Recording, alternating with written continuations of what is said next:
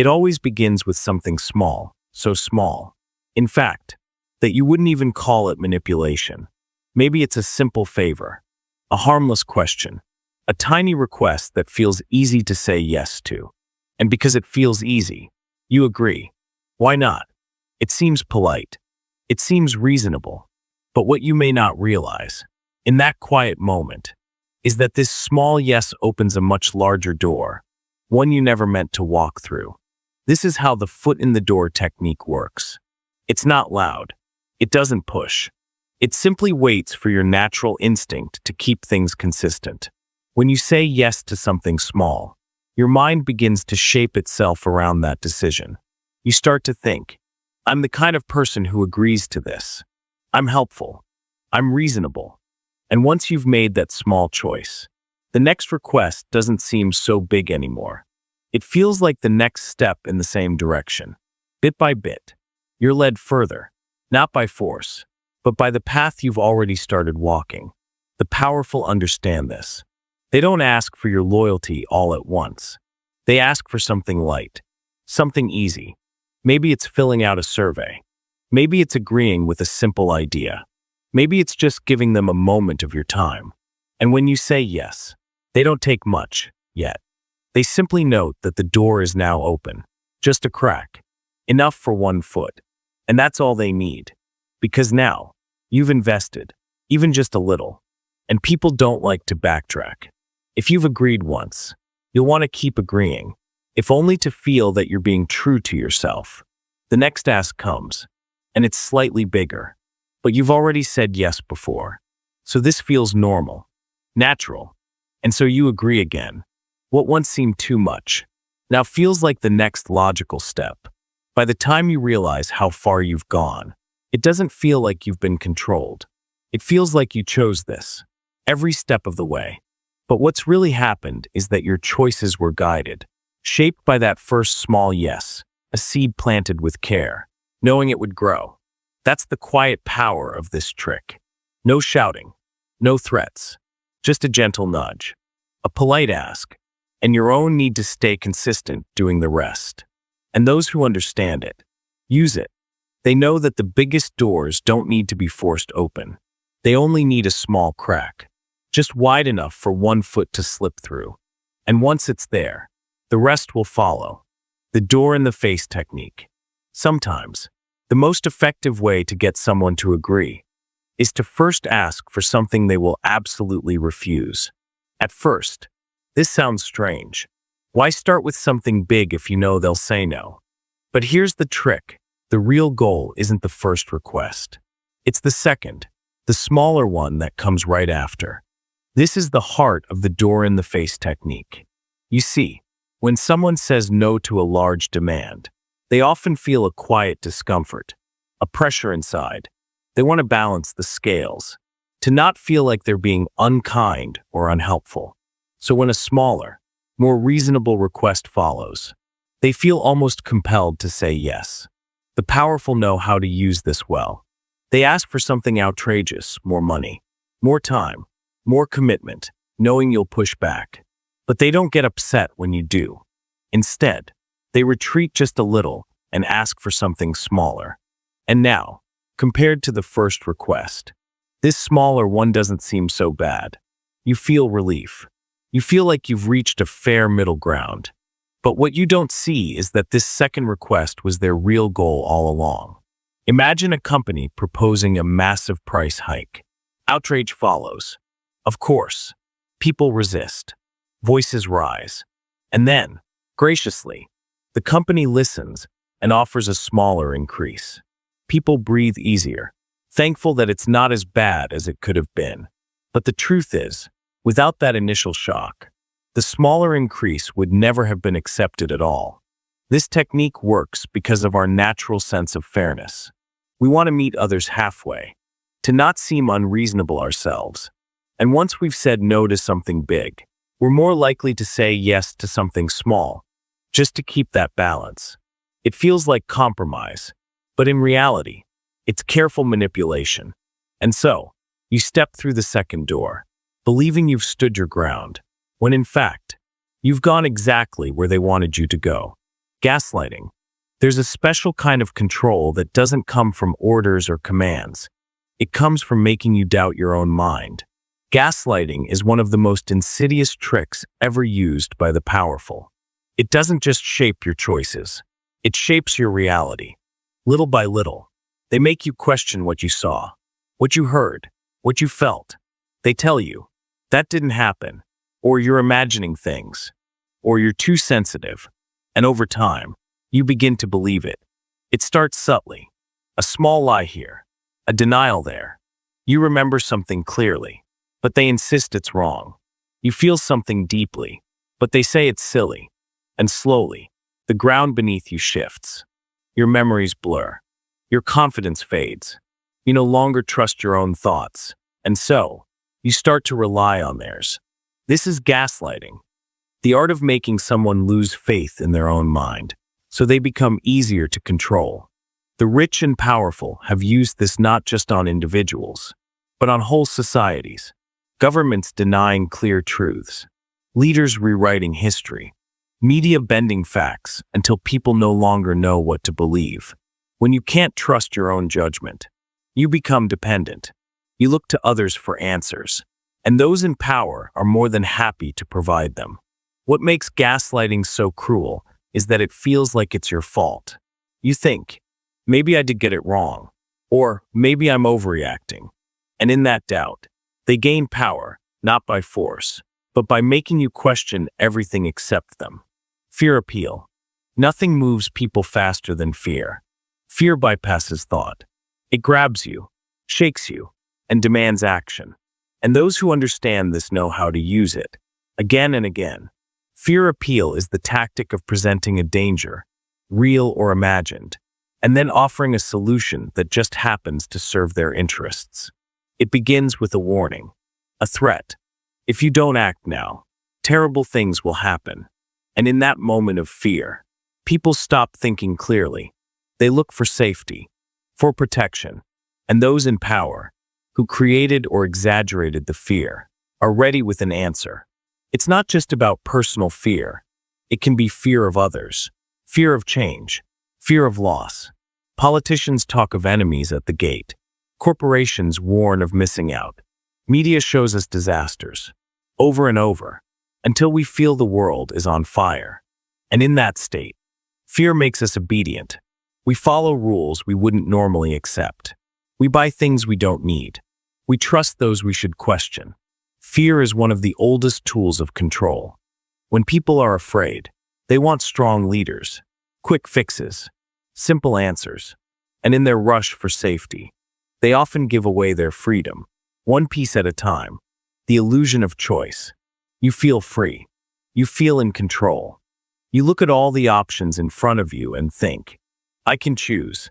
But what if every option was already decided for you? What if your choices are just different paths to the same destination? This is the illusion of choice, the trick of making people believe they're free, while guiding them all the same. You see it everywhere. Two political parties that argue loudly, but both serve the same interests. Multiple brands owned by the same parent company. News outlets that seem different but tell the same story. You're given choices, but none of them truly challenge the system that offers them. The powerful know that real control doesn't come from taking away choices. It comes from shaping them. When people feel like they've chosen, they're less likely to resist. They believe they're free, and so they don't look for the walls around them. This trick is quiet, almost invisible. It doesn't need force.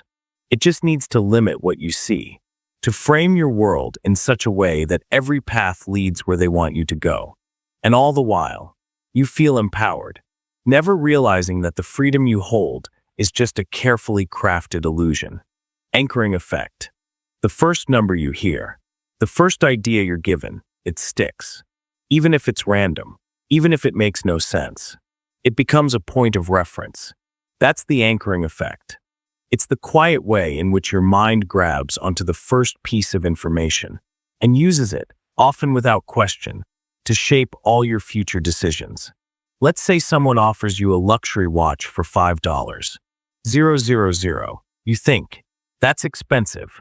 But then, They show you another for $1. 500. Suddenly, that second watch seems reasonable. Why? Because your mind is anchored to the first price. The $5,000 set the tone, and everything after it is judged by that standard, even if the real value of the watch is much lower. This is how the powerful use anchoring. They throw out big numbers, bold ideas, shocking headlines, knowing full well they won't stick around. But they don't need to. All they need is for you to hear it, to let it settle quietly in your mind. After that, smaller requests, smaller numbers, smaller ideas seem easier to accept. Governments do this with policies. They propose something extreme, knowing it will fail, but then settle for something less, something that now feels fair. Corporations do it with prices, with salaries, with promises. The media does it with stories, framing events in ways that stick in your memory, shaping how you view the world. Anchoring works because your brain wants to make sense of things quickly.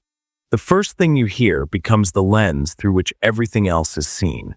And once that anchor is set, even if it's wrong, it's hard to pull it up.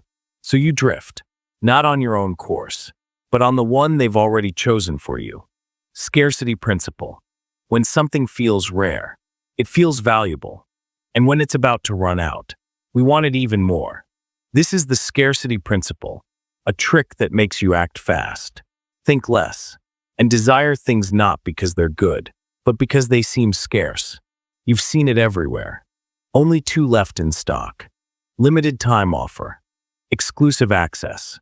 These words are not just marketing, they're manipulation. They create a sense of urgency, of competition, of fear. Fear that you'll miss out. Fear that others will get what you can't have. The powerful use scarcity to control markets, to drive prices, to push you into choices you wouldn't make if you had time to think. They limit access, not because there's truly a shortage, but because they know that when you feel something is rare, you value it more. And when you believe something is slipping away, you grab it without question. It's not just about products. It's about opportunities, information, freedom. When you're told something is exclusive, you want in. When you're told something is forbidden, you crave it. And so, by creating false limits, false deadlines, false barriers, they control what you want, how you act, and how much you're willing to give. Scarcity doesn't just make things seem important. It makes you feel desperate. And in desperation, you don't think clearly. You just reach, hoping to hold on to something, anything before it's gone. Social proof manipulation. People are social creatures. We look to others for cues, for guidance. If everyone else is doing it, it must be right, mustn't it? This is where social proof manipulation comes in. It's the use of the crowd, of numbers, of voices, to steer you quietly in a direction you might not have gone on your own. You see a product online with thousands of glowing reviews, a video with millions of views, a person with endless followers, and you think, this must be good. Everyone else thinks so. But what if those reviews were fake? What if the views were bought? What if the crowd was never real? This trick works because we trust the group. We don't want to be the one left out, the one who disagrees, the one who stands alone. So when we see others, real or not, doing something, buying something, believing something, we follow. Not because we've thought it through, but because it feels safe. The powerful create false crowds. They amplify voices they want you to hear. They silence those they don't. They flood social spaces with one-sided opinions until it seems like everyone agrees. And in that sea of sameness, you drift along, never noticing that the current was created, not natural. Social proof is supposed to guide us. But when it's manipulated, it does more than guide, it traps. It builds a world where the loudest voices win, even if they were never real to begin with. Authority bias exploitation. There's something deep inside us that responds to authority. When someone appears to have power, status, or expertise, we're more likely to believe them, more likely to obey. This is authority bias, the mental shortcut that tells us, They must know better. And those who understand this know how to use it. Imagine a person in a lab coat, or a suit, or standing behind a podium, without even questioning their words. Many people will trust them. They must be right. They must have knowledge. They must have our best interest at heart. But authority is often just an image, one carefully crafted to gain your trust without earning it. The rich and powerful surround themselves with the symbols of authority: titles, uniforms, certifications, even tone of voice. And with these, they don't need to prove their ideas, they just need to speak them. People nod, people follow, not because the message is true, but because of who delivers it. You see this in advertisements where experts recommend products, in politics, where leaders claim to know what's best, in media, where certain voices dominate. The real danger is that authority bias makes us stop thinking. We defer. We surrender judgment. And in doing so, we give others the power to decide for us. Authority bias isn't always about force. It's about influence. And when we believe someone knows more, or deserves more respect, we often fail to see the manipulation behind the mask. The most dangerous lies aren't shouted. They're spoken calmly, by someone who looks the part. Repetition for belief formation. Say something often enough, and people will believe it. It doesn't matter if it's true. It doesn't matter if it makes sense. If it's repeated again and again, it starts to feel real. This is the quiet power of repetition, a simple but deeply effective tool for shaping beliefs. Our minds are built to recognize patterns. When we hear the same message over and over, it feels familiar. And what feels familiar feels safe, feels true. This is why propaganda works, why slogans stick, why lies, told often enough, begin to sound like facts. The powerful use repetition not by shouting, but by surrounding you with the same ideas, the same phrases, the same images day after day. Turn on the news, scroll through your phone, walk past advertisements. The same messages follow you, shaping your thoughts without you even noticing. Repetition bypasses critical thinking. It wears you down. The first time you hear something, you might question it, but the 10th time, the 100th, it becomes part of the background noise of your mind. And once it's there, it guides how you see the world.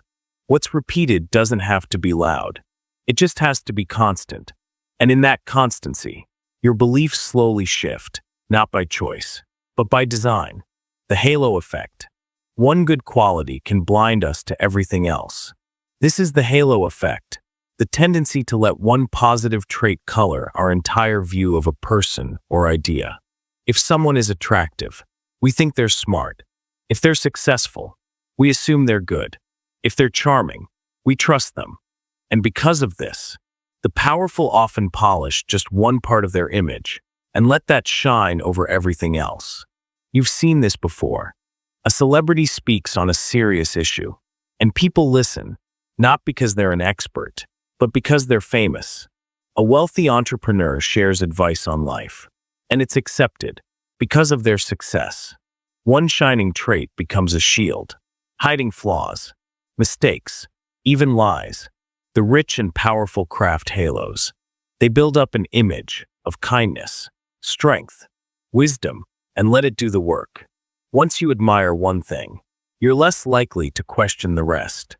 You give them the benefit of the doubt, over and over, because the light of that one good quality blinds you to the shadows around it. The halo effect is subtle. It doesn't demand anything from you.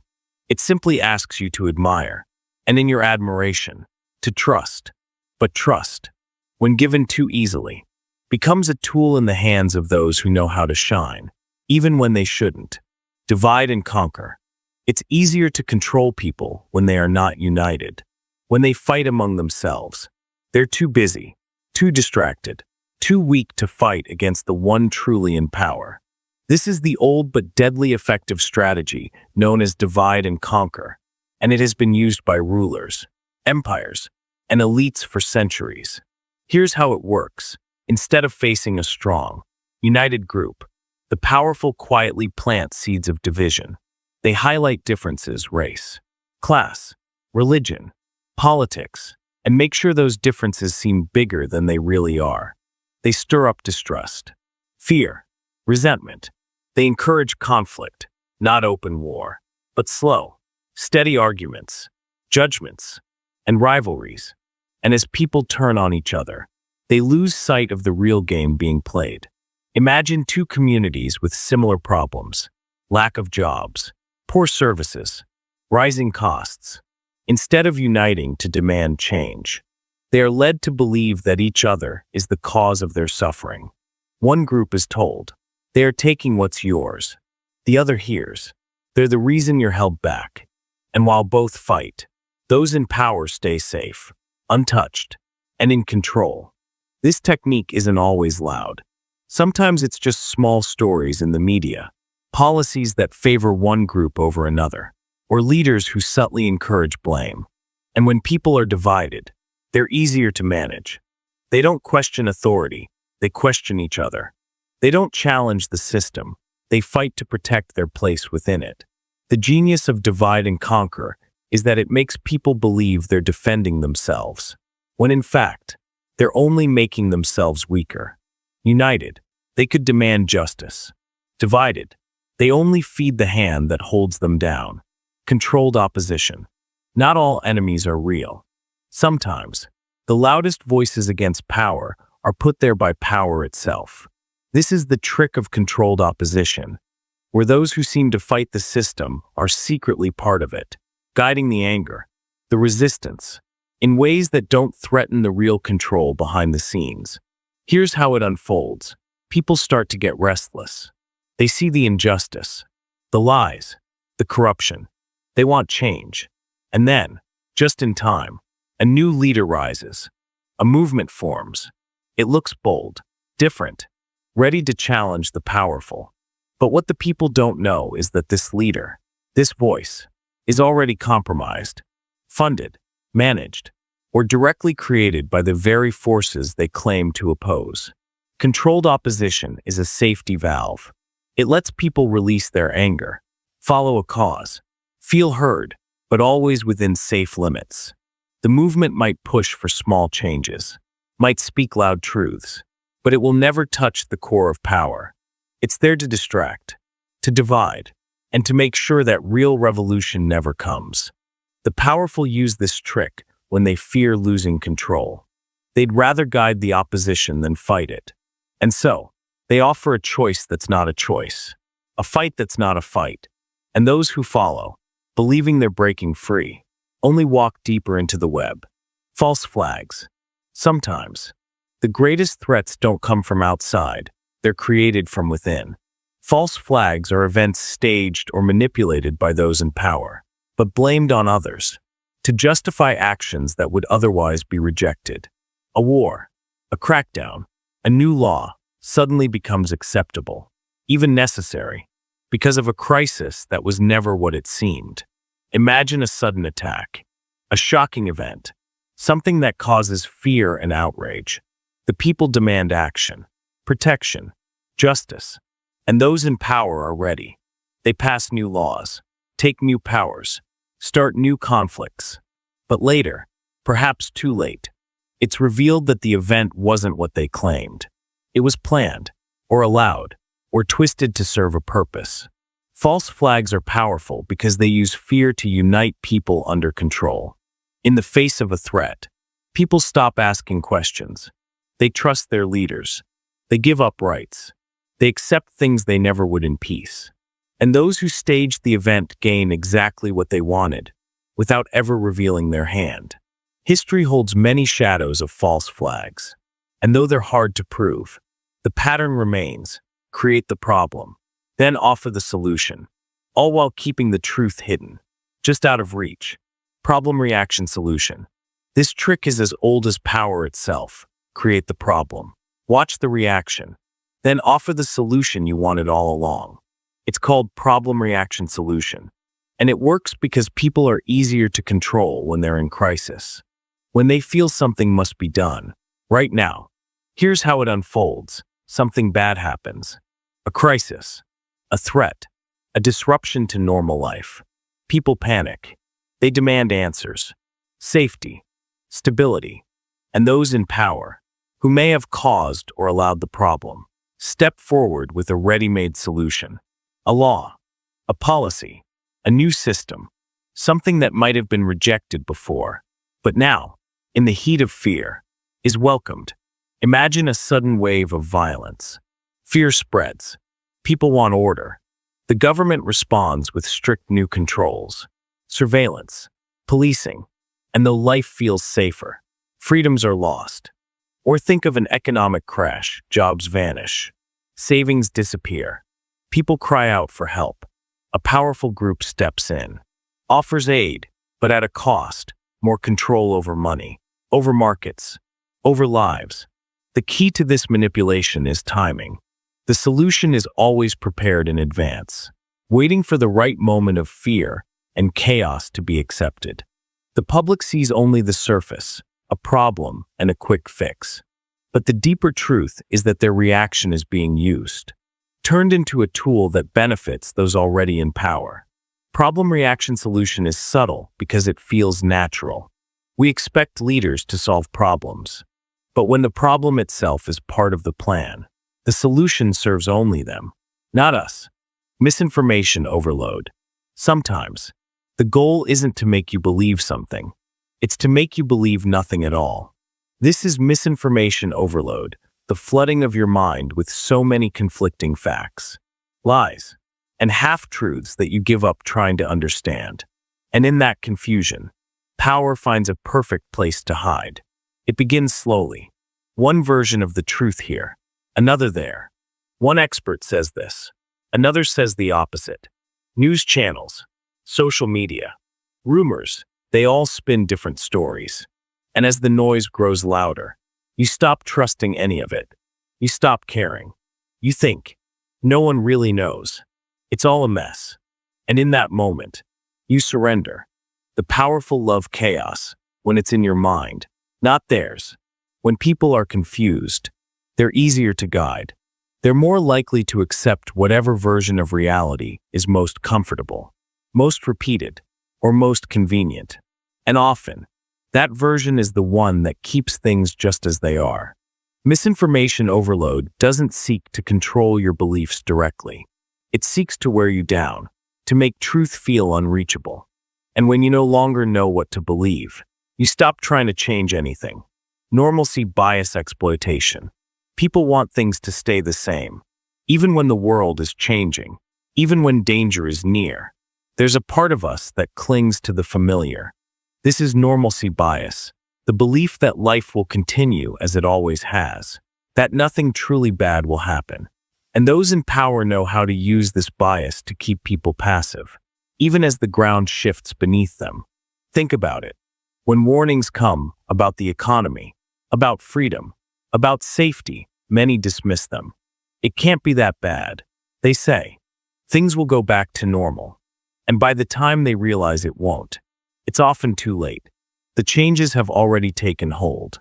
The powerful exploit this by moving slowly. Step by step, they make adjustments. A new rule here, a small loss of freedom there. Nothing big enough to spark alarm, just enough to slip past attention. And because people expect normal to return, they wait, they hope, they stay still. Normalcy bias is comforting, but dangerous. It blinds us to slow erosion, to creeping control. It tells us to trust that the worst won't come. And as long as we believe that, we don't resist. We don't act. And that's exactly what they want. Emotional contagion. Emotions spread like fire. One person's fear, anger, or joy can ripple out and touch many others, shaping how they feel and act without even realizing it. This is known as emotional contagion, the subtle, invisible transfer of emotions from one person to another. And those in power use this not just on individuals, but on entire groups, entire nations. It works because we are deeply social beings. When we see others react with fear, we begin to feel it too. When we hear voices of outrage, we feel stirred. When the crowd celebrates, we join in, even if we don't fully understand why. This natural response helps us connect, but it can also be used to manipulate. The powerful know this. They can create a mood through speeches, images, stories, and let it spread. A leader shows calm in crisis, and people feel reassured. A figure of authority expresses anger, and soon the public echoes it. Media outlets fill screens with panic, and fear spreads far beyond the event itself. This trick is most dangerous because it bypasses thought. You don't stop to ask, is this feeling mine? You just feel it. You act on it. And the more people around you feel the same, the stronger it becomes. By guiding emotions, those in power guide behavior. They can stir fear to push you into accepting control. They can spread hope to distract you from harsh truths. They can ignite anger to divide. And as long as you ride the wave of shared emotion, you may not notice who created it or why. Emotional contagion isn't just about feeling, it's about action. And once you feel what they want, you are more likely to do what they want. 2. Pacing and leading. First, they match you. Then, they move you. This is the quiet strategy of pacing and leading, a method used by skilled influencers to first gain your trust by reflecting your thoughts and feelings, and then slowly guiding you toward their desired outcome. It starts with agreement. The person mirrors your concerns, your doubts, your values. They speak like you, think like you, and seem to stand where you stand. You feel understood, even validated. This is pacing, walking beside you, showing that they are one of us. But once you're comfortable, the shift begins. Now they start to introduce new ideas, new actions, not all at once, but gently, as a natural next step. You trust them because they've been with you so far, so you follow. They've led you from shared ground to new territory, and it feels like your own choice. The powerful use this everywhere, from politics to business to personal influence. A leader agrees with your struggles, then offers a solution that benefits them. A brand understands your needs, then leads you to desire more. A movement reflects your values, then shifts them slowly toward a goal you didn't choose. Pacing and leading works because trust is built on similarity. Once you believe someone is like you, it's easy to believe they know what's best. And in that belief, you let them guide your path, step by step, without resistance, creating a false enemy. What better way to unite people than to give them someone to fear? Creating a false enemy is a trick used throughout history, a way to focus attention, energy, and emotion on an outside threat, real or imagined, so that those in power can remain unchallenged within. It begins with a narrative. They are different. They want to harm us. They are the reason for your pain, whether it's a foreign nation, a minority group, or a political rival. The enemy is painted in bold, dark strokes. The more fear they inspire, the more loyal people become to those who promise protection. This enemy serves many purposes. It distracts from internal problems, economic troubles, corruption, loss of rights.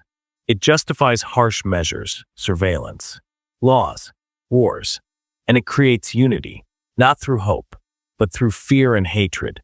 The genius of this tactic is that the enemy doesn't have to be strong, or even real. They only need to exist in the mind of the people. Stories are told, images are shown, and slowly, the enemy takes shape, not outside, but within.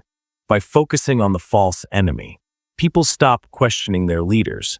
They accept control, sacrifice freedom, and turn away from the real sources of power that affect their lives.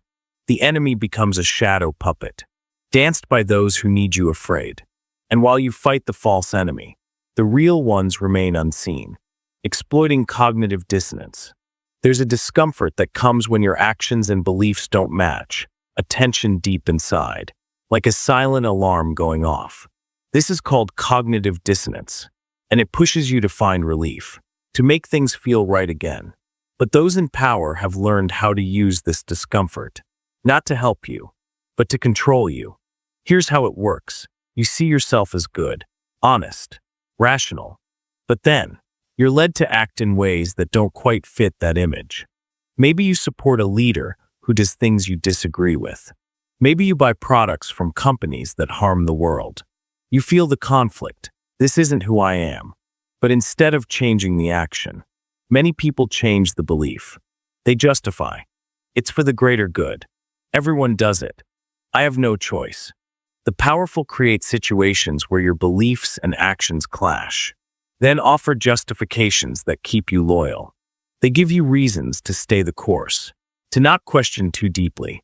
And because you want to feel consistent, you accept these reasons, even if they're thin. This trick works because we all want to believe we're right. When faced with dissonance, we look for the quickest way to ease it.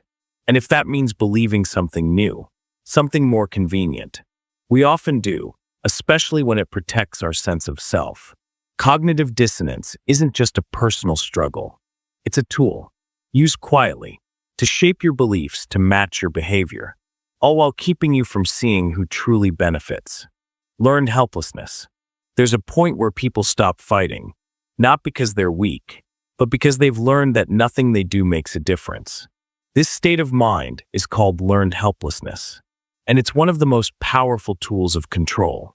It begins with failure, repeated setbacks, ignored voices, broken promises. You try to change things, to be heard, to make life better, but nothing changes. Slowly, a belief forms. Why bother? Nothing works. And once that belief takes hold, you stop trying. You accept what comes. You endure, even when freedom is possible, because you've learned to feel powerless. Those in power encourage this feeling. They create systems that are hard to change, rules that shift but never truly improve.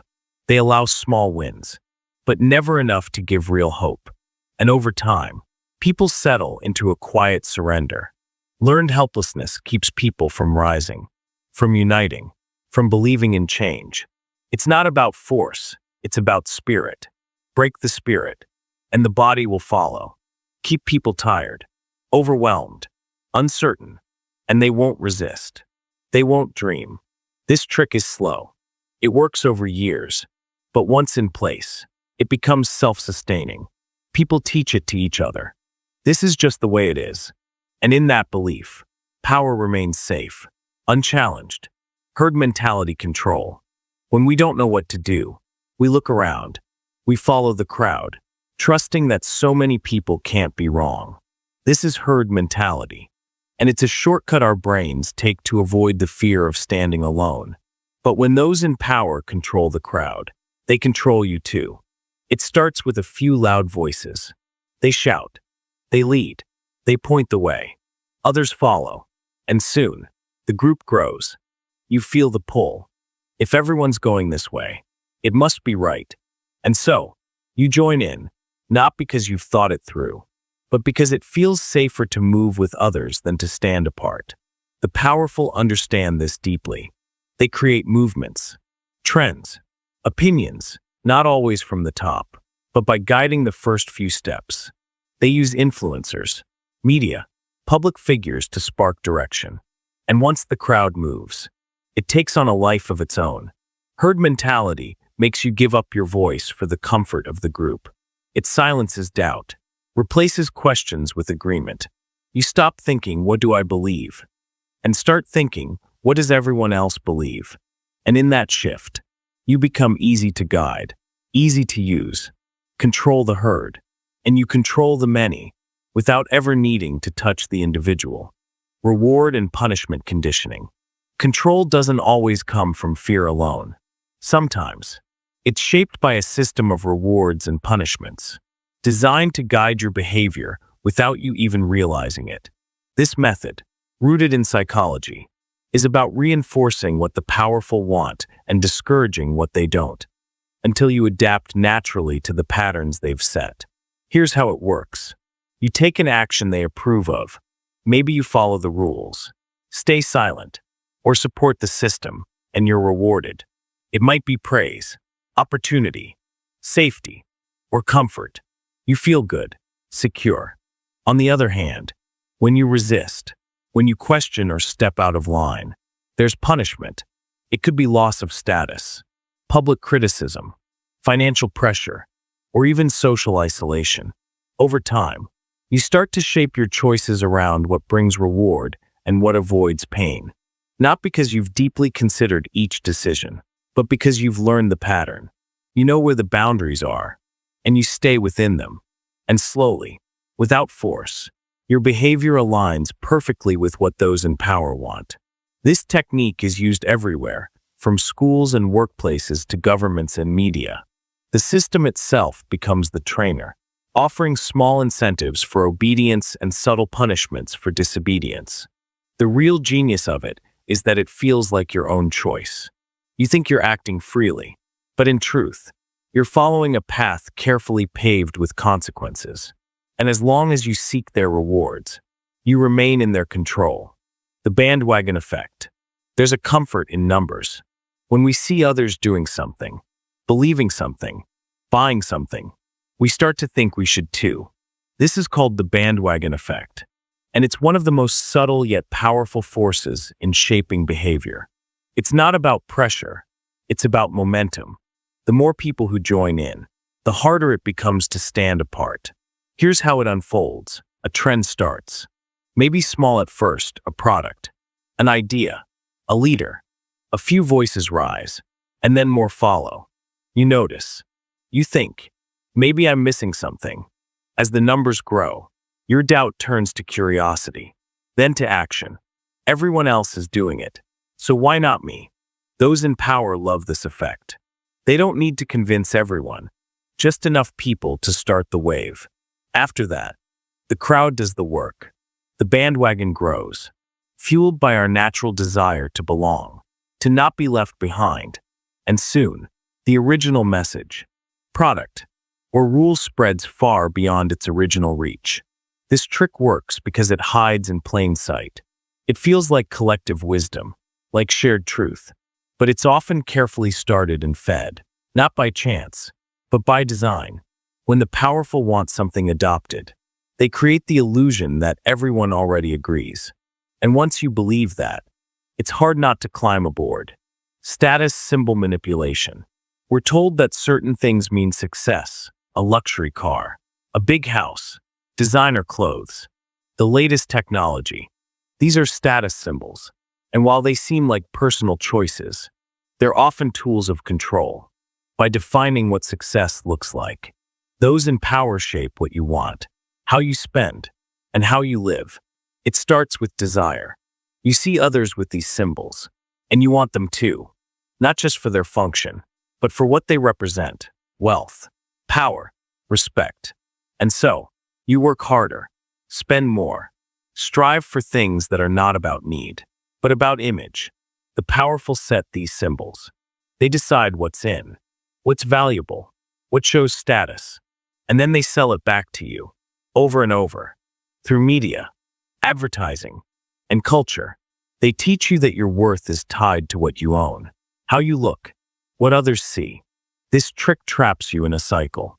As soon as you reach one status symbol, another appears. A better phone, a bigger house, a newer trend. And while you chase, they profit. Not just in money, but in control, because the more you focus on status, the less you question why it matters, or who benefits. Manufactured consent. Consent feels like freedom, like you've made a choice. But what if your consent was guided, shaped, even manufactured? Manufactured consent is the process of making people believe they've agreed to something, when in reality, they've been led to that decision through carefully controlled information and influence. It starts with shaping the narrative. Only certain facts are presented, certain voices heard. Alternatives are dismissed, ridiculed, or hidden. You're given options, but all within a narrow range that benefits the same interests. And when you choose, you feel like you've done so freely, when in truth, every step was guided. This is not about force. It's about control over what you know, what you see, and what you believe is possible. When media, education, and authority align, they can create a shared reality, one where most people accept the world as it is, not because it's right, but because it's all they've been shown. Manufactured consent keeps power stable. It avoids rebellion. Because people think they've chosen. They think they agree. But real consent requires full knowledge. Real options. Without that, it's not consent at all. It's just the illusion of it. Subliminal messaging. Sometimes, the most powerful messages are the ones you don't even notice. Subliminal messaging is the subtle art of planting ideas in your mind, quietly, below the level of your conscious awareness. It's not about what you see directly. It's about what slips past your attention and takes root in the shadows of your thoughts. Subliminal messages can be hidden in images, sounds, even words. A flash of text too quick to read, a symbol placed in the background, a whisper beneath the music. You don't consciously register it, but your mind does. And over time, these hidden cues can shape your feelings, your desires, and even your actions without you ever knowing why. The powerful use subliminal messaging because it bypasses resistance. If they told you directly what to think, you might question it. But when the message is hidden, there's no debate, no defense. It simply becomes part of your internal world. Advertisers do this to make you crave products. Politicians do this to stir emotion. Media uses it to set the tone of how you see the world. Imagine watching a film where danger is always linked to a certain group, or success is always shown with a particular lifestyle. You may not notice the pattern, but it shapes your associations. Or think of a store playing calming music with words like buy or relax, whispered so softly you can't hear them, but you feel them. Subliminal messaging is powerful because it's invisible. You can't argue with what you don't notice. And once these quiet signals settle in, they influence without force, guiding your choices in ways that feel entirely your own. This trick reminds us that not all control is loud. Some of it is soft, almost gentle, but its silence makes it no less real, and often, far more dangerous. Fear of missing out, FOMO. There's a fear that creeps in when we think we're being left behind, that others are getting something we're not, that we're missing out on experiences, success, or happiness. This is called fear of missing out, or FOMO, and it's one of the most effective tools of modern manipulation. It doesn't force you to act, it makes you afraid not to. FOMO works by creating urgency, a limited time offer, an exclusive event, a fleeting opportunity. You're told, act now, or lose your chance forever. And that fear, the fear that others will gain while you're left behind, pushes you to act quickly, without thought. You buy, you join, you agree, not because you need to, but because you don't want to miss out. Those in power, especially marketers and influencers, use FOMO constantly. Social media shows you perfect lives, exciting moments, things you don't have. Advertisements promise happiness, but only if you act fast.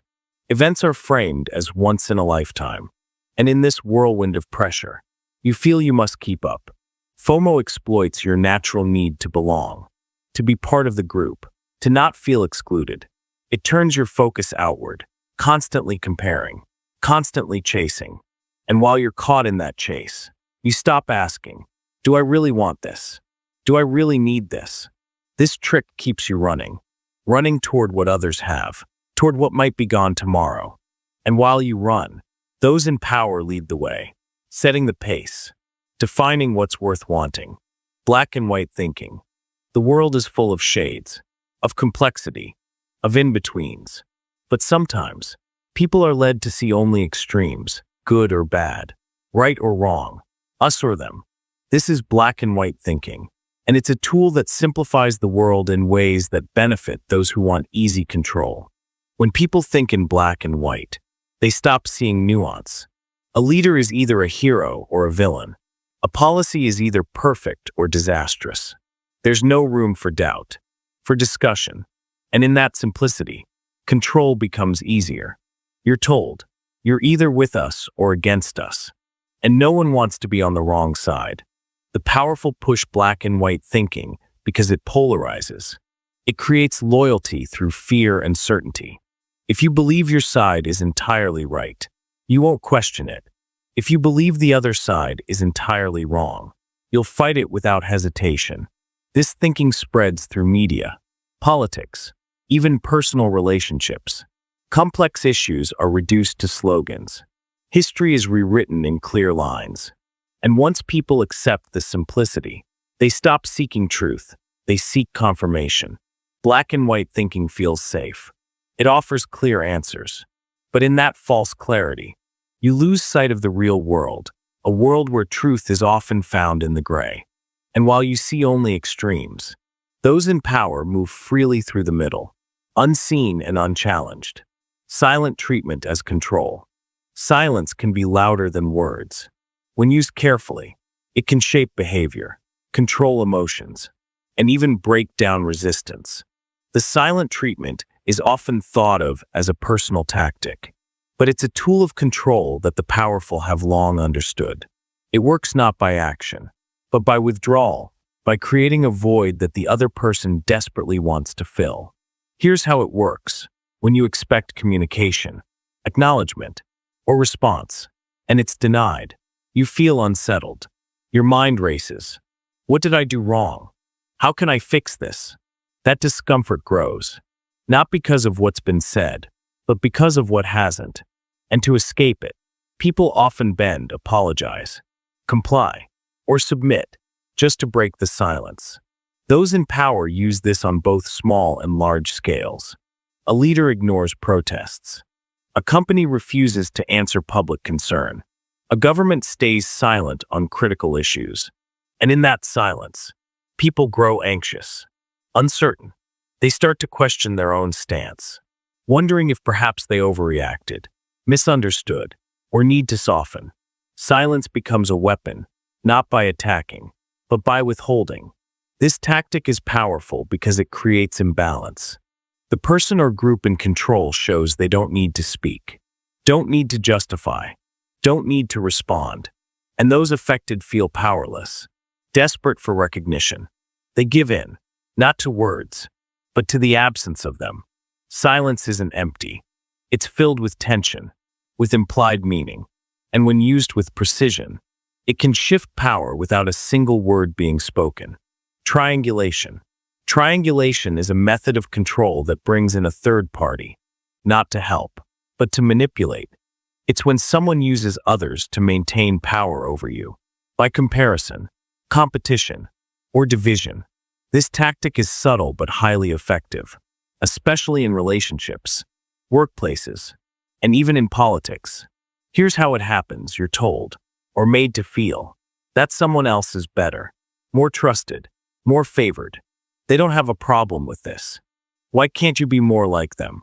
Or worse, you find out others are being told things about you, things that aren't true, but that shape how they see you. And suddenly, you're not just dealing with one person, you're dealing with a web of influence. Those in power use triangulation to keep people off balance. By playing individuals or groups against each other, they ensure loyalty through fear of being the outsider, the lesser, the one not chosen. In workplaces, managers may praise one employee to pressure others. In politics, leaders may highlight other nations or groups as superior or threatening, forcing unity under their control. Triangulation works because it creates insecurity. You feel you must prove yourself, win favor, or defend your place. And while you focus on the third party, the one at the center remains untouched, holding the strings. The key to this manipulation is that it's indirect. You're being controlled, not through commands, but through relationships that are carefully shaped to keep you striving, doubting, or isolated. False hope strategy. Hope can be a light in the darkness, a reason to keep going. But when hope is used as a tool of control, it becomes something else, something that keeps people waiting, instead of acting. This is the false hope strategy, promising change, improvement, or reward, just enough to keep people hanging on, but never enough to truly deliver. It begins with a promise, a better future, a solution to problems, a shift in the system. People believe. They wait. They give time, effort, and trust. And when nothing changes, hope is renewed. It's coming soon, just a little longer. The cycle continues, and with each round, people remain passive, caught between belief and disappointment. The powerful use false hope to prevent rebellion. They don't need to stop people, they just need to delay them. By keeping the idea of change alive, they reduce the need for action. Why fight when it's said that relief is near? Why question when hope still flickers? This tactic is common in politics, in corporate life, even in personal relationships. Promises are made, deadlines are extended, and people hold on, unwilling to give up, because hope feels better than despair. False hope isn't just about lies, it's about timing. It offers just enough truth, just enough progress, to seem real. But its purpose is not to deliver, it's to keep people waiting, instead of walking away. And in that waiting, control remains. Framing effect. What you believe often depends not just on the facts, but on how those facts are presented. This is the framing effect, the idea that the same information can lead to different decisions based on how it's framed. The powerful use this technique to guide your thinking, not by changing the truth, but by changing the angle from which you see it. Imagine being told that a medicine has a 90% success rate. You feel positive, hopeful. But what if instead, you're told it has a 10% failure rate? Suddenly, you hesitate. The fact hasn't changed, only the frame. And yet, your response shifts completely. This is how framing works. It's subtle, almost invisible, yet deeply influential. Those in power use framing to shape public opinion. A war isn't called a war, it's a peacekeeping mission. Cuts to services aren't losses, they're necessary savings. Surveillance isn't invasion, it's protection. By choosing the right words, the right context, they control not just what you see, but how you feel about it. Media does this constantly. Headlines focus on certain aspects, leaving others in the shadows. A story about crime might highlight the race or background of the person involved, or avoid it, depending on the desired reaction. Economic news might stress growth while ignoring inequality. The frame directs your attention and guides your emotions. Framing works because our minds rely on context to understand the world. We don't process every detail, we follow the cues we're given. And when those cues are controlled, our conclusions are. 2. The truth may be present, but it's shaped, softened, or sharpened by the way it's presented. The real power of framing is that it feels like your own judgment. You think you're seeing things clearly, making your own decision. But in truth, you've been led not by lies, but by carefully chosen truth. The power of silence. In a world full of noise, silence can be deafening. It can be used to calm, to intimidate, or to control. The power of silence is often overlooked, yet it's one of the most effective tools in shaping thoughts, emotions, and actions. Those in power understand that what they don't say can be just as impactful as what they do. Silence creates space for doubt, for fear, for imagination. When answers are withheld, people start to fill in the gaps themselves. They wonder, they worry, they wait. And in that waiting, control is maintained. A leader refuses to address a crisis, and people speculate. A company stays quiet after a scandal, and rumors grow. Silence shifts the focus from the speaker to the listener, placing the burden of meaning on those left in the dark. But silence can also demand respect. A pause in a speech makes the next words heavier. A refusal to engage in argument can make others question their stance. It can assert dominance. I don't need to explain myself. Or it can create unease. What aren't they telling us? The powerful use silence strategically. They choose when to speak, and when to let silence do the work. It's not about having nothing to say. It's about knowing when silence will speak louder than words. In negotiations, in leadership, in influence, silence can make others reveal more, give more, surrender more. Silence is not emptiness.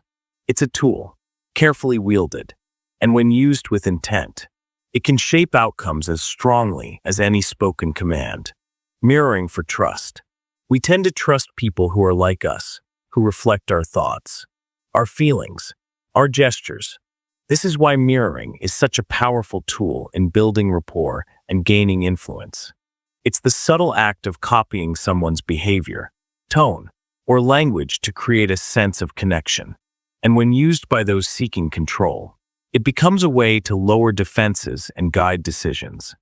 Mirroring works because it makes us feel seen, understood. When someone matches our energy, we feel they get us. If we speak slowly, and they do too, we relax. If we cross our arms, and they follow, we feel in sync. This physical and emotional reflection builds comfort, and from comfort comes trust. The powerful use mirroring in negotiations, in leadership, in persuasion.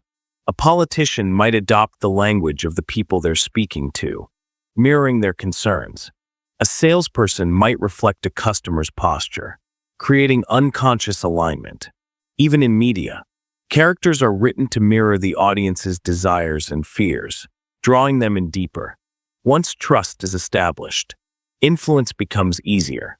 People are more likely to agree, to follow, to believe someone they feel connected to. Mirroring isn't about imitation, it's about creating an emotional bridge, one that allows control to flow gently, without resistance. But this trust, built on reflection, can be false. It can be a mask, a method, and while you feel understood, you may be walking a path someone else has quietly laid. Token gestures of generosity. Sometimes, control is maintained not through constant oppression, but through carefully chosen moments of kindness.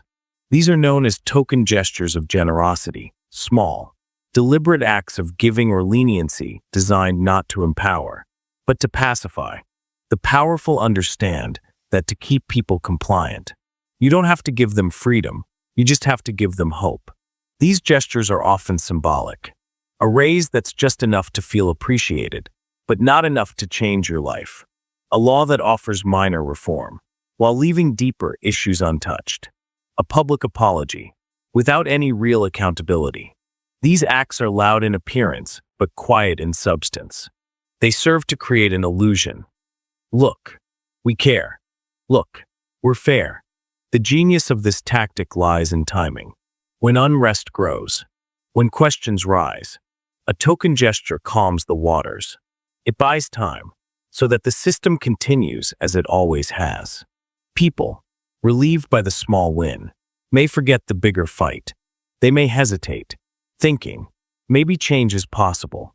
Maybe things aren't so bad. These gestures often become cycles. A problem is ignored until it becomes too visible. Then a small solution is offered. The problem fades from view, not because it's solved, but because attention shifts, and the cycle repeats. Real change is avoided, while the appearance of responsiveness is maintained. The powerful use generosity not as a gift, but as a tool. They know that complete control breeds resistance, but occasional relief breeds loyalty. People are more likely to accept hardship if they believe rewards are possible, even if those rewards are carefully measured and never threaten the balance of power. False scarcity in markets. Scarcity drives desire. When something is rare or about to run out, it feels more valuable. False scarcity is the deliberate creation of a sense of limited availability, not because something is truly scarce, but because those in power want to increase demand, urgency, and control over choices. You see this in sales tactics all the time. Only 3 left in stock. Offer ends tonight. Limited edition. These statements push you to act quickly, to buy without thinking, out of fear that you'll miss out. But often, the scarcity is artificial. There's plenty of stock. The offer will return, and the limited edition is only limited in name. In larger markets, false scarcity shapes entire economies. Companies destroy products to maintain high prices. Resources are withheld to create crises. Housing, food, and medicine, things that should be abundant, are made scarce through policy and profit. And as people scramble for what they need, they pay more, accept less, and become easier to control. False scarcity creates pressure. Under pressure, people don't negotiate, they comply. They don't explore options, they grab what they can. The sense of lack makes people competitive, isolated, focused only on survival, not on questioning why scarcity exists in the first place. The powerful use this tactic because it turns abundance into control. It transforms plenty into profit. And by keeping people in a constant state of need, they ensure that those people stay dependent, grateful for crumbs, unaware that the feast was never out of reach. Victim playing. Sometimes, the most powerful person in the room plays the weakest. Victim playing is the tactic of pretending to be under threat, oppressed, or unfairly treated in order to gain sympathy, avoid blame, or justify aggressive actions. It's a reversal of roles, where the strong appear weak to manipulate others emotionally. This tactic works because people naturally empathize with victims. When someone claims harm, we want to help, to protect. And when the powerful use this, they shield themselves from criticism. We're under attack. We've been wronged. We're just defending ourselves. These statements create a moral cover for actions that might otherwise be seen as oppressive. Governments use victim playing to rally support for wars. Corporations use it to avoid regulation, claiming they're being unfairly targeted. Individuals in leadership use it to silence dissent, painting critics as bullies, and themselves as underdogs. By shifting the narrative, they gain both sympathy and freedom from accountability. Victim playing is effective because it appeals to emotion, not logic. It bypasses facts, replacing them with feelings. And in that emotional space, people stop asking hard questions. They support, they defend, they align, not with truth, but with the story told. This trick keeps power hidden behind a mask of innocence. It creates confusion about who truly holds control and who is truly at risk. And while attention is focused on protecting the victim, real abuses continue, unchecked. Appeal to tradition. There's comfort in what's familiar, in what's been done before. People trust the past because it feels safe, proven, and stable. The appeal to tradition is a manipulation that plays on this trust. It suggests that something must be right simply because it has always been done that way, or because it's rooted in tradition. But traditions, while powerful, are not always just, nor are they beyond question. This trick works by shutting down critical thinking. When someone says, "This is the way it's always been," it implies that questioning it is foolish, even dangerous. It frames new ideas as threats, and old ways as sacred. And those in power use this to keep systems in place, even when they no longer serve the people. In societies, the appeal to tradition is often used to maintain social hierarchies, outdated laws, or cultural practices, gender roles, economic structures, religious rules, all can be defended under the banner of tradition. It's worked for generations. Our ancestors believed this. We must preserve our way of life. These statements carry emotional weight, making change feel like betrayal.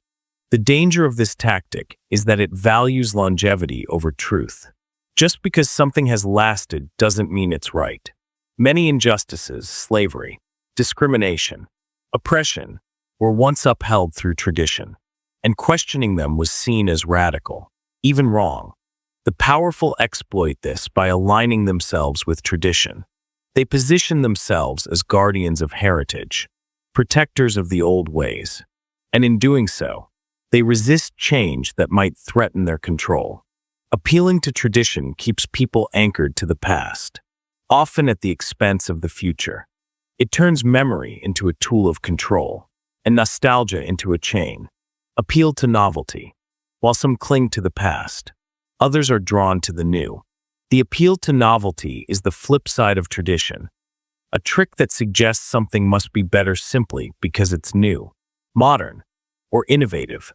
In a world that moves fast, where change is constant, the latest idea often seems the best.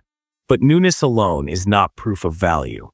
This manipulation works by tapping into the excitement of discovery. People love what's fresh. What's next? Advertisers, tech companies, and influencers use this constantly. New and improved. The future is here. Be the first. These phrases create urgency and desire, convincing people to adopt, buy, or believe before they've had time to think. The powerful use novelty to distract. When problems arise, they don't always fix them. They offer something new. A new product, a new policy, a new face. And in the excitement, people forget the old issues. The promise is unkept. Novelty becomes a reset button, one that hides failure under layers of innovation. Appeal to novelty also silences skepticism. If you question the new, you're seen as outdated, resistant, afraid. The pressure to keep up can push people to accept things without understanding them, to embrace change not because it's right, but because it's expected. This tactic thrives in consumer culture, but it extends to politics, science, and social movements. It frames the old as obsolete, even when the old still works, and it turns the pursuit of progress into a tool, not for betterment, but for control. New doesn't always mean better, but in the hands of those in power, it can be made to seem that way. The guilt trip. Guilt is a powerful emotion. It makes people question themselves, doubt their choices, and seek to make things right. The guilt trip is a manipulation that uses this emotion to control others, not through reason, but through emotional pressure. It's a way of making people feel responsible for harm, even when they are not, and then using that feeling to guide their actions.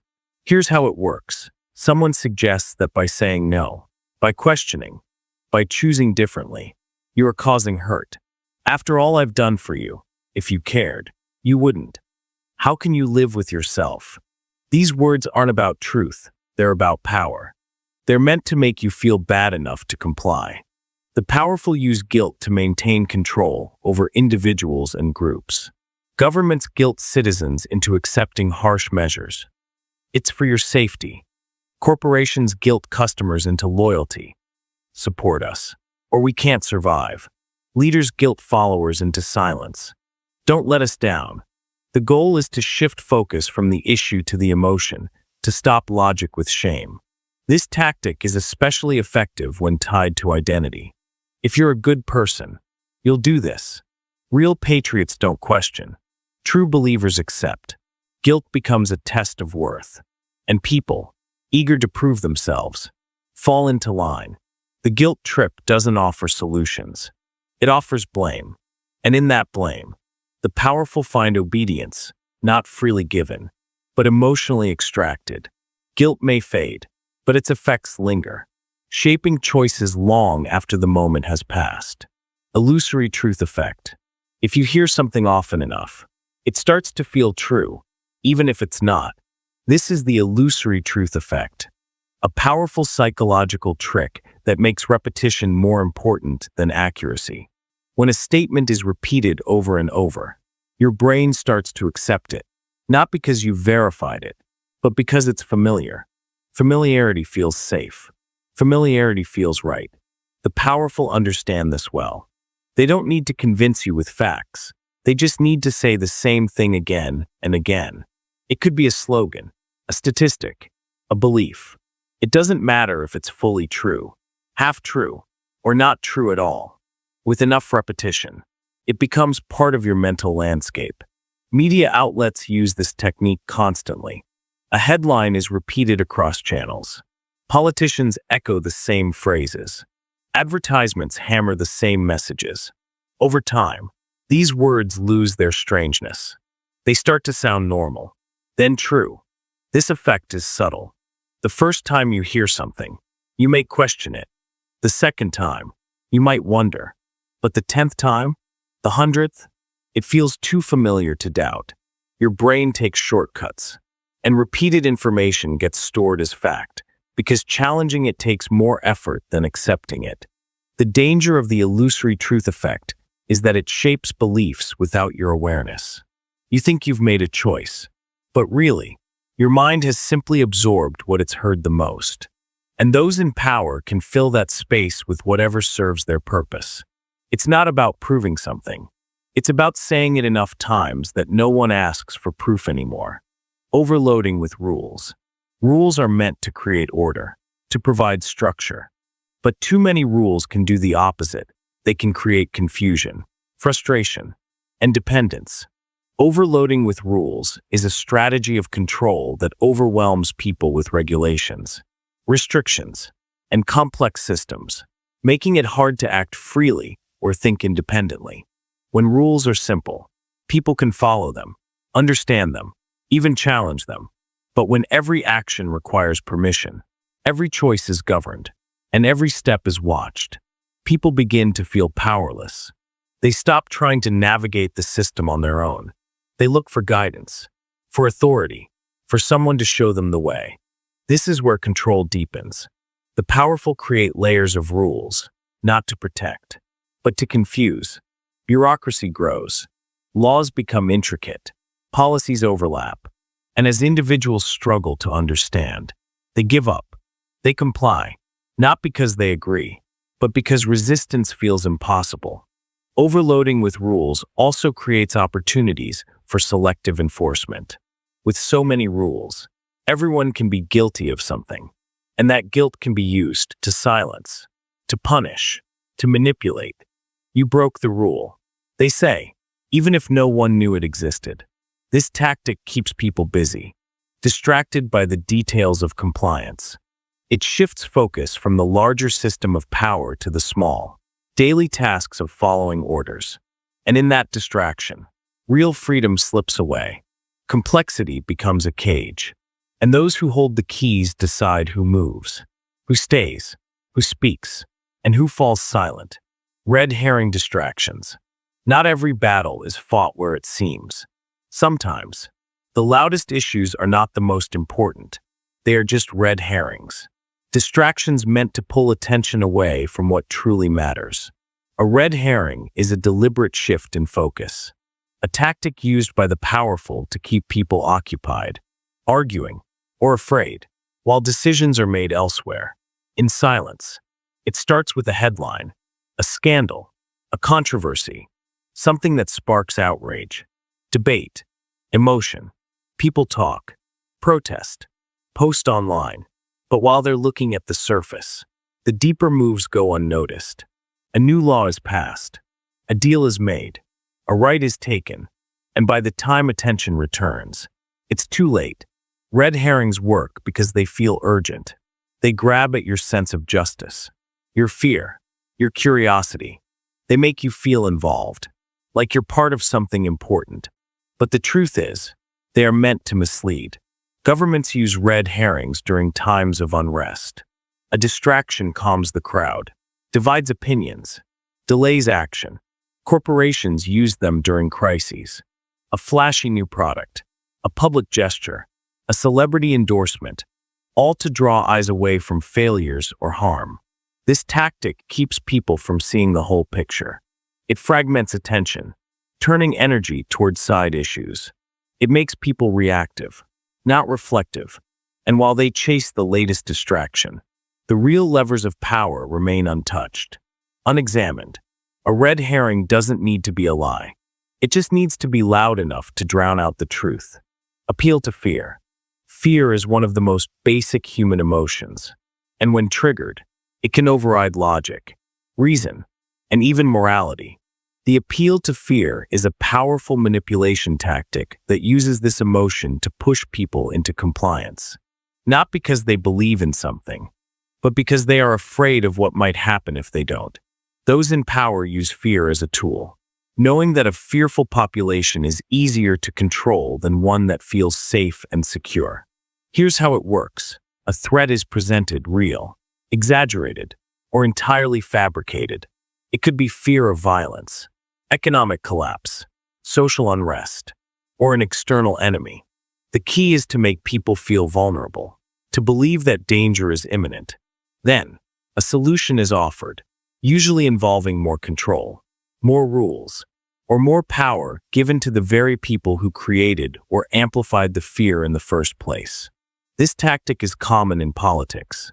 Leaders warn of enemies at the borders, of internal threats, of chaos that only they can prevent. Laws are passed in the name of security, and freedoms are surrendered because people are too afraid to resist. If we don't act now, they say, we will lose everything. And in that panic, people comply. The appeal to fear is also used in marketing. Advertisers show the dangers of not using their product, illness, failure, rejection, and then present their brand as the safe choice. Fear drives urgency. It pushes people to act quickly, without questioning. What makes this tactic dangerous is that fear is contagious. Once a few people believe, others follow. Fear spreads, and with it, control tightens. The more afraid people are, the more they seek protection, even if it means giving up their rights, their choices, or their voice. Appealing to fear doesn't just change behavior, it reshapes society. It creates divisions, silences dissent, and justifies actions that would otherwise be unacceptable. And as long as fear remains, power stays firmly in the hands of those who promise to protect, creating dependency. One of the most subtle forms of control is creating dependency, making individuals, groups, or even entire populations reliant on someone or something for their needs, their identity, or their survival. When people depend on you, they are less likely to resist you. They become tied to the source of their security, and breaking away feels risky, even impossible. This tactic starts with offering help, support, services, resources, things that seem generous, even necessary. But over time, these offerings become the only option. Alternatives disappear, independence weakens, and slowly, people realize they can no longer stand alone. Governments create dependency through welfare systems that are more about control than care. By making people reliant on state aid without offering paths to self-sufficiency, they ensure loyalty and limit dissent. Corporations create dependency through ecosystems, products, platforms, services that work only within their network, forcing users to stay or lose everything. In relationships, dependency can be emotional or financial. One person becomes the provider, the decision maker, the center of the other's world. And though it may appear loving or supportive, it is often a way to hold power, to make leaving or resisting feel impossible. Dependency removes choice. It narrows the world, so that one source becomes the answer to all needs. And once that dependency is in place, control no longer requires force. It is maintained through fear of loss. This tactic works because people want stability. But when stability comes at the cost of freedom, what seems like support becomes a cage. The more you rely, the more you are owned. Withholding information. Knowledge is power, and those who control information control the way people think, act, and believe. Withholding information is a manipulation tactic that involves keeping critical facts, data, or truths hidden, so that people cannot make fully informed decisions. When you don't know the whole picture, you are easier to guide, easier to deceive, and easier to control. This tactic is used at every level of power. Governments classify documents, keep secrets, and manipulate public knowledge to maintain control. Companies hide the true cost of products, the effects of their actions, or the reality of their practices. Even individuals in relationships may withhold feelings or facts to maintain an advantage. The goal is not always to lie, it is to limit, to shape what you know. So your choices are made within boundaries that serve someone else's interests. You don't need to know that. It's too complex for the public. Just trust us. These phrases are designed to keep you in the dark, while appearing protective or wise.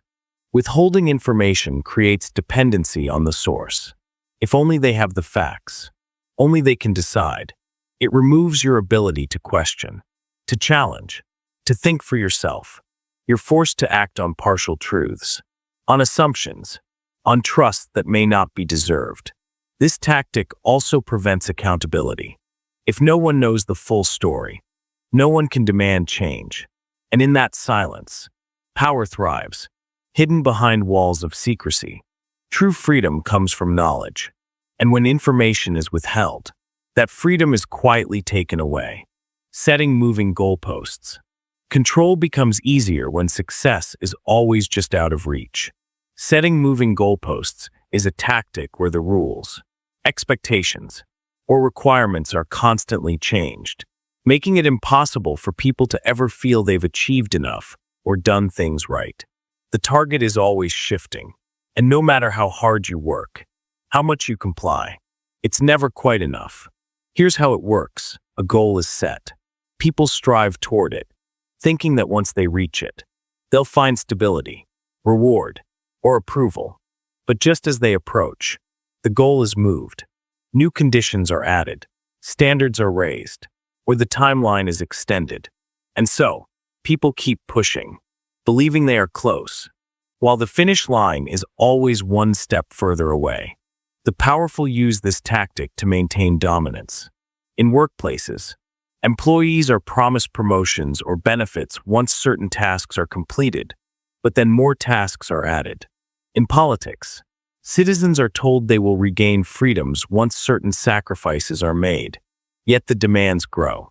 In personal relationships, approval or affection is tied to ever-changing conditions, keeping one person constantly striving to please.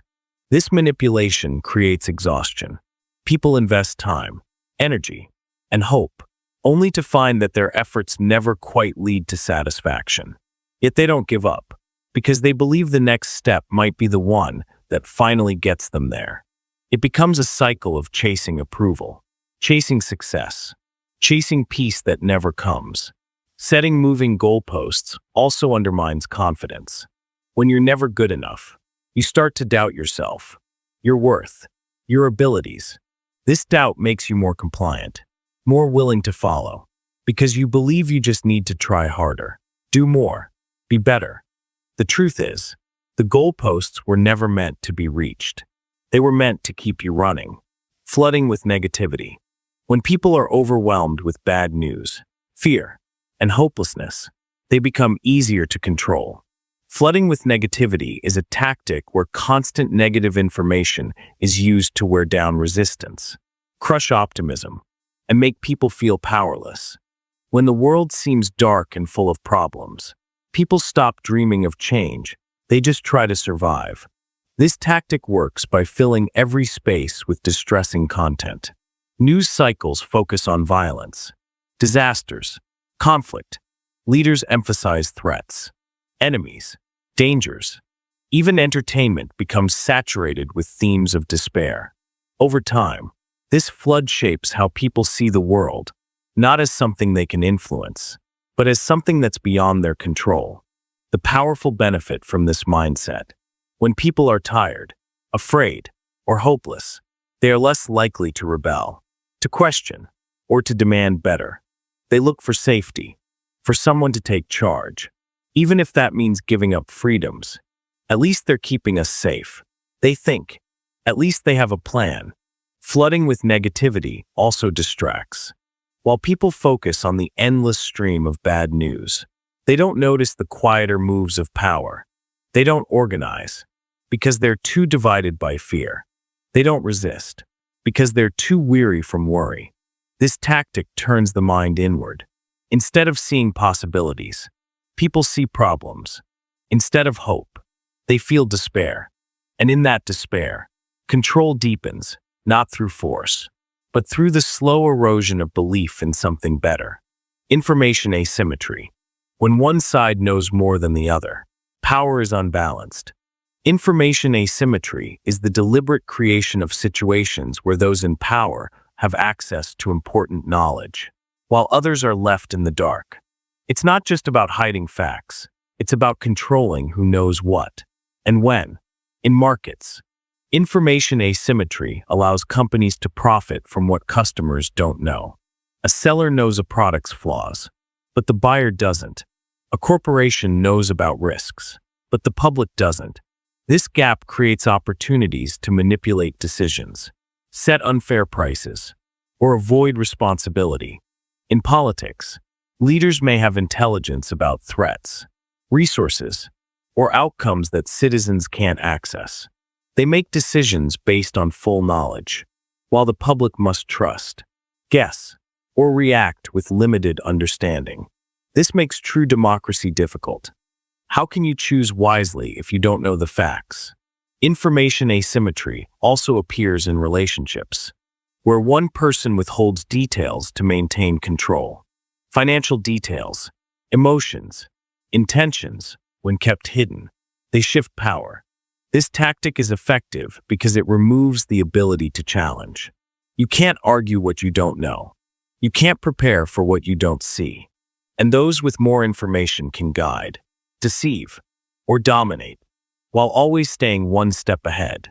The powerful maintain asymmetry by controlling access. Censorship, secrecy, technical language, all these tools keep knowledge limited. And in that limit, power grows. True freedom requires shared knowledge. Without it, decisions are made for you, not by you. The Stockholm Syndrome effect. There are times when those who are controlled begin to feel connected to their controllers. They start to defend them, trust them, even love them. This strange but powerful psychological condition is known as Stockholm Syndrome. And it's a deep form of emotional manipulation where victims form bonds with their captors or oppressors. The syndrome is named after a real event, where hostages in a bank robbery began to sympathize with the robbers. But the idea extends far beyond that. It appears in relationships, in workplaces, in entire societies, where people, under pressure or threat, start to side with those who harm them, believing that their survival depends on it. Here's how it works. When someone is in a situation where they feel trapped, powerless, or constantly under threat, their mind seeks ways to cope. One way is to see the controller as a protector, not just an oppressor. Small acts of kindness from the oppressor, like not punishing them or giving small favors, become magnified. The victim feels grateful, even loyal.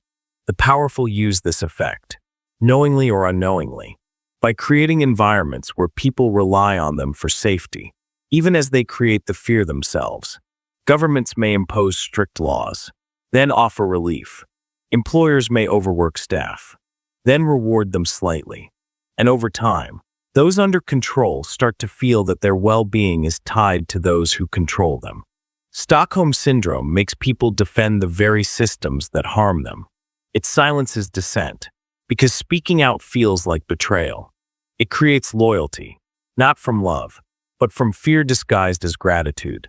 This tactic is not about obvious force, it's about emotional dependence. And once that bond is formed, control becomes internal, not just external. Cultural conditioning. From the moment we are born, we are surrounded by ideas about how the world works. What's right and wrong? What's possible and impossible? These ideas shape us quietly, deeply. Cultural conditioning is the process by which societies pass down beliefs, values, and behaviors, creating a shared sense of normal. But what feels normal isn't always natural. It's often shaped by those in power to maintain their control. Cultural conditioning begins early. Family, school, media, religion, all tell us who we are, what we should want, how we should behave. We're taught to follow certain paths, study, work, marry, consume. We're shown heroes and villains, winners and losers, shaping our desires and fears. The powerful influence culture because it defines the limits of thought. If everyone believes that success means wealth, people will chase money, often ignoring deeper needs. If everyone believes that authority should never be questioned, then those in power can rule without resistance. Culture becomes a cage, but one made of ideas, not bars. This tactic is effective because it feels invisible. People don't see culture as control, they see it as life. They don't realize that what they accept without question may serve someone else's interests. Cultural conditioning also creates division. Different groups are given different norms, leading to misunderstanding and conflict. And while people fight over beliefs, the system that created those beliefs stays intact. True freedom means seeing beyond conditioning. questioning what feels natural, and asking who benefits from the norms we follow. Love bombing. Not all control begins with fear or punishment. Sometimes, it starts with overwhelming affection. Love bombing is a tactic where someone showers another with intense attention, praise, and affection in a short time to gain influence over them. It feels like love, but it's a setup for control. At first, love bombing is intoxicating. The target feels special, valued, adored. Compliments come fast. Promises are grand, and the relationship moves quickly. But this intensity is not sustainable. It's designed to create dependence. The target begins to crave that attention, to see the bomber as the source of their happiness. Then, once the bond is strong, the control begins. The love bomber may withdraw affection, criticize, or manipulate, and because the target remembers the intensity of the beginning, they strive to get it back. They give in, they comply, they stay.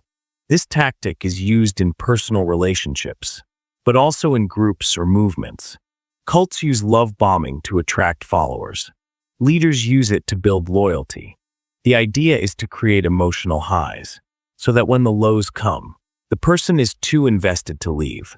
Love bombing works because it feels good at first. It blinds people to red flags, to imbalance, to manipulation, and by the time they see the truth, they're often too attached to break free easily. Real love grows over time. Love bombing burns fast, then controls through the ashes of what felt like joy. Silent agreements. Some of the strongest forms of control don't come from spoken rules or written laws. They come from understandings that are never directly stated. Silent agreements are unspoken deals between the powerful and the people, where control is maintained through things left unsaid, through mutual expectations that no one openly acknowledges. These agreements shape behavior quietly, allowing systems to function without direct confrontation. Here's how it works. In a society, workplace, or relationship, certain behaviors are understood to be acceptable, and others are not. You know what you can question, and what you can't. You know when to speak, and when silence is safer. No one tells you these rules, but you learn them through experience, through watching others, through subtle cues. The powerful prefer silent agreements because they don't have to enforce them openly. If everyone knows not to cross certain lines, there's no need for punishment because fear, habit, or tradition keeps people in place. And because the rules are unspoken, they are harder to challenge. How do you fight something that no one admits exists? In many workplaces, there's a silent agreement. Don't talk about pay. Don't question the boss too much. In politics, there may be topics that are too risky to debate openly. In families or communities, roles are accepted without discussion. This is how things are done, and to ask why is to break the peace. These unspoken rules keep systems stable, but they also keep people stuck. Change becomes difficult because the boundaries are invisible. If you challenge a silent agreement, you risk being labeled difficult, ungrateful, or rebellious, even if you never agreed to it in the first place. Silent agreements are powerful because they are internalized. They shape how people think, not just how they act. And by staying in the background, they avoid scrutiny, while continuing to guide behavior in ways that serve those at the top. Echo chamber creation. In an ideal world, we hear many voices, many views, and make decisions based on a broad understanding. But when information is carefully controlled, and only certain ideas are allowed, people become trapped in echo chambers, spaces where their beliefs are constantly reinforced, and opposing views are shut out. The powerful create these chambers to guide thought, to maintain influence, and to prevent critical thinking. An echo chamber is not just about what you hear, it's about what you don't. Social media, news outlets, communities, all can be shaped to repeat the same messages over and over. Algorithms show you content you agree with. Friends share similar opinions. Leaders highlight only what supports their position. And slowly, you begin to believe that your view is the only one that makes sense. This tactic works because it feels natural. People enjoy agreement. It feels comfortable, safe. Hearing your beliefs echoed back to you gives a sense of certainty. But in that certainty, curiosity fades. Doubt disappears. You stop questioning, because everything around you tells you that you're right. The powerful use echo chambers to solidify control. When people only hear one side, they are easier to guide. Opposition becomes invisible, or framed as dangerous, foolish, or evil. Complex issues are reduced to simple truths, repeated until they seem obvious. Echo chambers divide societies. They create groups that can't understand each other, because they don't share the same information. And in that division, power thrives because people are too busy defending their echo to see the full picture. True understanding requires many voices, but when those voices are silenced or filtered, control becomes complete. False equivalence. Not all ideas are equal, but they can be made to seem that way. False equivalence is a tactic where two sides of an issue are presented as equally valid, even when one is based on facts, and the other is based on misinformation or distortion. This creates confusion, weakens truth, and gives power to those who benefit from uncertainty. Here's how it works. In a debate, someone claims that both sides deserve equal weight. For example, climate change science is presented alongside denial as if both are equally supported, or human rights are discussed alongside hate speech as if both deserve the same respect. By putting unequal things on the same level, the powerful make it harder for people to know what to believe. This tactic is used in media, politics, and public discourse. News programs invite both sides. Even when one side lacks evidence or integrity, leaders say, there are good points on both sides, to avoid taking responsibility. And people, trying to be fair, start to think that maybe the truth lies somewhere in the middle, even when one side has no truth at all. False equivalence is dangerous because it distorts reality. It makes lies seem like opinions. It makes facts seem debatable. And in that confusion, control grows because when people can't tell what's true, they stop resisting. They accept the status quo. The powerful love false balance. It protects them from scrutiny, because every criticism can be dismissed as just another opinion. And while people argue about both sides, the truth gets buried, and control remains. Altering historical narratives. History is often seen as a record of facts, events, and truths. But in reality, history can be shaped, edited, and rewritten. Altering historical narratives is a tactic used by the powerful to control how the past is remembered, and through that, how the present is understood. By changing the story of what happened, they influence what people believe is possible, acceptable, or inevitable today. Here's how it works. Certain events are highlighted, while others are hidden or downplayed. Heroes are created, while others are erased. Failures are recast as successes, or blamed on outsiders. Over time, a new version of history emerges, one that supports the current power structure and justifies its existence.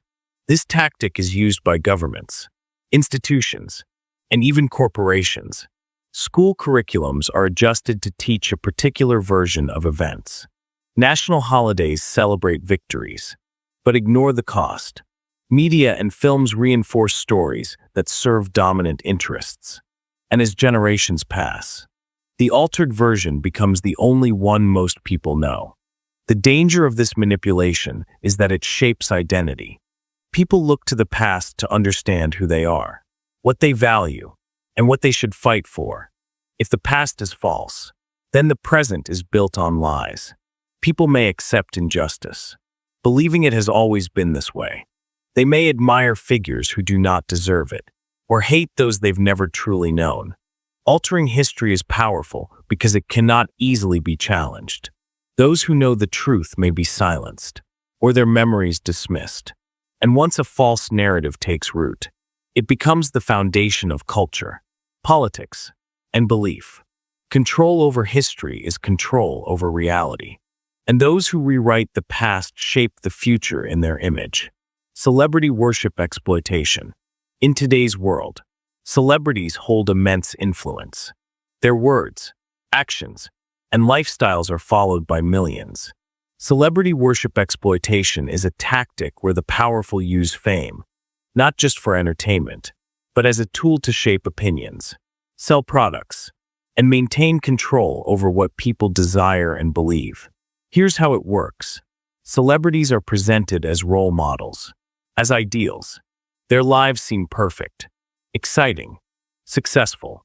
People admire them, want to be like them, trust what they say. And because of this, celebrities can guide public opinion more effectively than many leaders or experts. Those in power use this influence carefully. Companies hire celebrities to endorse products, making people feel that buying something will bring them closer to the life they admire. Politicians seek celebrity support to gain trust from groups that might not otherwise listen. Even social movements can be steered by placing famous faces at the front, turning deep issues into trends. This tactic works because it bypasses logic. People connect emotionally with celebrities. They feel as if they know them, as if their advice is personal. And in that connection, critical thinking fades. A product is bought. An idea is accepted. A vote is cast, not because it was examined, but because someone admired said so. Celebrity worship creates distractions too. While attention is focused on scandals, relationships, and lifestyles, real issues are ignored. People invest energy in the lives of the famous, rather than in their own communities or challenges. This manipulation turns admiration into control. By guiding who is admired, and for what, the powerful shape what people strive for, and what they accept. Appeal to pity. Sympathy is a strong force. When someone seems to suffer, to struggle, we naturally want to help, to ease their pain. Appeal to pity is a tactic where those in power, where those seeking it, present themselves as victims in order to avoid blame, gain support, or deflect attention from their actions. It shifts focus from truth to emotion, from justice to compassion. Here's how it works. Instead of answering criticism, a person highlights their own hardship. I'm doing my best under difficult conditions. I've been unfairly attacked. Look how much I've sacrificed. These statements make others hesitate, feel guilty for pushing too hard, or feel protective. And in that hesitation, control is maintained. This tactic is often used in politics. Leaders facing failure or scandal claim to be misunderstood or targeted. They seek sympathy, not scrutiny. Corporations caught in wrongdoing speak of their struggles to survive, to keep jobs, to serve the community. And the public, feeling pity, may forgive, may excuse, may turn away from holding them accountable. In relationships, appeal to pity keeps people compliant. One person claims they are too fragile, too hurt, to face the truth. The other feels they must stay, must give more, must not cause pain. And so, the cycle continues. The danger of this manipulation is that it uses good instincts for bad ends. Compassion is twisted into a shield against responsibility. Real victims are overshadowed by those who pretend, and truth becomes less important than protecting someone's feelings. Appealing to pity stops action. It replaces justice with comfort, and in doing so, allows control to continue unchallenged. Intellectual bullying. Knowledge should be used to enlighten, to share, to lift others. But sometimes, knowledge is used as a weapon to intimidate, to silence, and to control. Intellectual bullying is a manipulation tactic where someone uses their education, expertise, or language skills to dominate conversations, dismiss others, and make people feel inferior or incapable of challenging them. Here's how it works. A person presents themselves as smarter, more informed, or more logical. They use complex terms, speak in absolutes, and question others in ways designed not to learn, but to humiliate. You clearly don't understand. Let me explain it properly. Only an ignorant person would say that. These statements are not about debate, they are about power. This tactic is used by individuals in many settings: academia, politics, business. Leaders or experts may overwhelm the public with data, jargon, or theories, making them feel too unqualified to question decisions.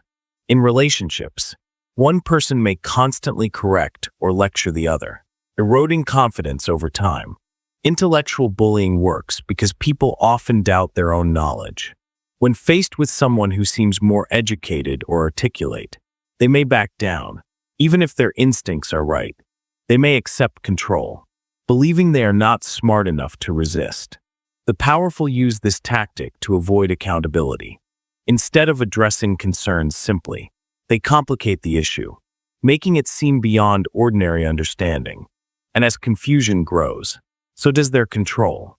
True intelligence lifts others up, but when used to belittle, it becomes a tool of dominance, silencing voices that deserve to be heard. Double-bind situations. Sometimes, no matter what choice you make, you lose. Double-bind situations are manipulations where all available options lead to a negative outcome, creating a trap that keeps people stuck, confused, and powerless. It's a way to control by offering choices that aren't really choices at all. Here's how it works. Someone is given two or more conflicting demands, where fulfilling one means failing the other. Speak up, and you're seen as aggressive. Stay silent, and you're seen as weak. Work harder and burn out. Rest, and fall behind. No matter what path is taken, there is guilt, punishment, or failure waiting. Those in power use double binds to maintain control while appearing fair. They can say, "You had a choice," even when both choices were harmful. In workplaces, employees may be asked to meet impossible standards or face losing their jobs. In politics, citizens may choose between two flawed options, both leading to the same result. Double binds create stress, anxiety, and self-doubt. People start to feel that the problem is with them, not the system. They blame themselves for not finding the right answer, not seeing that the setup was designed to harm. No matter what, this tactic is especially cruel because it creates learned helplessness. After repeated experiences, people stop trying. They accept their situation, believing that effort only leads to pain. And in that resignation, control becomes complete. Freedom comes from real choices. But in a double bind, choice is an illusion, and power remains in the hands of those who crafted the trap. Moral licensing. When people do something good, they often feel entitled to act badly afterward. This is known as moral licensing, a psychological trick where past virtue is used to justify current wrongdoing. But when used by the powerful, it becomes a tool to excuse harm, defend privilege, and silence criticism. Here's how it works. A person or group highlights their good deeds, their values, their sacrifices. "We've done so much for you. We've always stood for justice. Remember how we helped during the crisis." These statements are used to defend actions that go against those very values. A leader who champions equality but supports unfair policies. A company known for charity but abuses workers. Moral licensing allows the powerful to appear good while doing harm. Their past good acts become shields against accountability. Critics are dismissed. "You should be grateful. No one's perfect. At least we're better than others." And in that defense, real issues are ignored. This tactic also confuses supporters. People want to believe in those they admire. When faced with contradictions, they accept the justification, believing that one good act can balance out many wrongs. They stay loyal, even as the harm continues. Moral licensing works because it taps into a desire for simplicity. Good people do good things. Bad people do bad things. But in reality, power corrupts, and virtue is often used as a mask. The more someone points to their goodness, the more carefully their actions should be examined. True morality is consistent. When it's used to excuse harm, it becomes a trap, keeping people silent, controlled, and complicit. Inoculation theory manipulation. just like a vaccine protects the body by exposing it to a weakened virus. Inoculation theory manipulation works by exposing people to weakened arguments, preparing them to resist stronger opposing ideas in the future. It sounds like protection, but in the hands of the powerful, it becomes a way to shield people from truth by feeding them half-truths first. Here's how it works. Someone gives you a small, easily refutable version of a challenge. They might say, "Some people think we're unfair, but they're just misinformed." Or, "You'll hear critics say this, but they don't understand the full picture." This small exposure builds mental defenses. You're made to feel that you've already heard the argument and dismissed it. The real danger is that when you encounter a stronger, more truthful version of the same argument later, your mind automatically rejects it. You feel like you've already dealt with it, already decided. The inoculation has worked, not to protect you from lies, but to protect those in power from your doubt. This tactic is used in politics, marketing, and media. Politicians prepare their followers by mocking opposition claims in simple terms. Advertisers warn against competitor products by pointing out obvious flaws, while hiding deeper ones.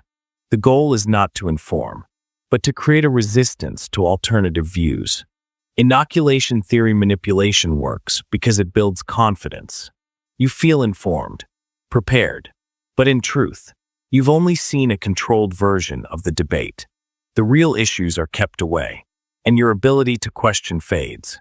True understanding requires full exposure to all sides. But when one side preframes your thinking, control becomes easy, and truth stays just out of reach. Public humiliation.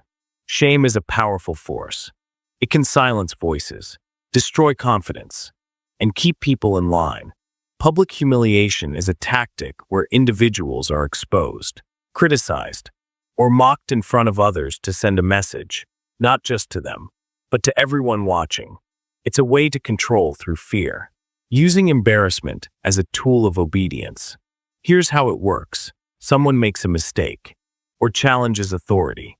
Instead of addressing it privately, the issue is brought out in public, at a meeting, online, in the media. The person is ridiculed, their faults exaggerated, their dignity stripped. The goal is not just to punish, but to create a spectacle, a warning. Those in power use public humiliation to set examples. In schools, students are shamed to keep others quiet. In workplaces, employees are called out to discourage dissent. In politics, critics are mocked to undermine their credibility. The message is clear: step out of line, and you will suffer, not just in private, but in front of everyone. This tactic is effective because humans fear social rejection. We want to belong, to be respected. When we see someone humiliated, we instinctively avoid the behavior that led to it. Control is maintained not just through the act, but through the fear it creates in others. Public humiliation also isolates the victim. People distance themselves, afraid to be associated, leaving the person alone and powerless. It breaks spirits, not just bodies, and turns communities into tools of enforcement.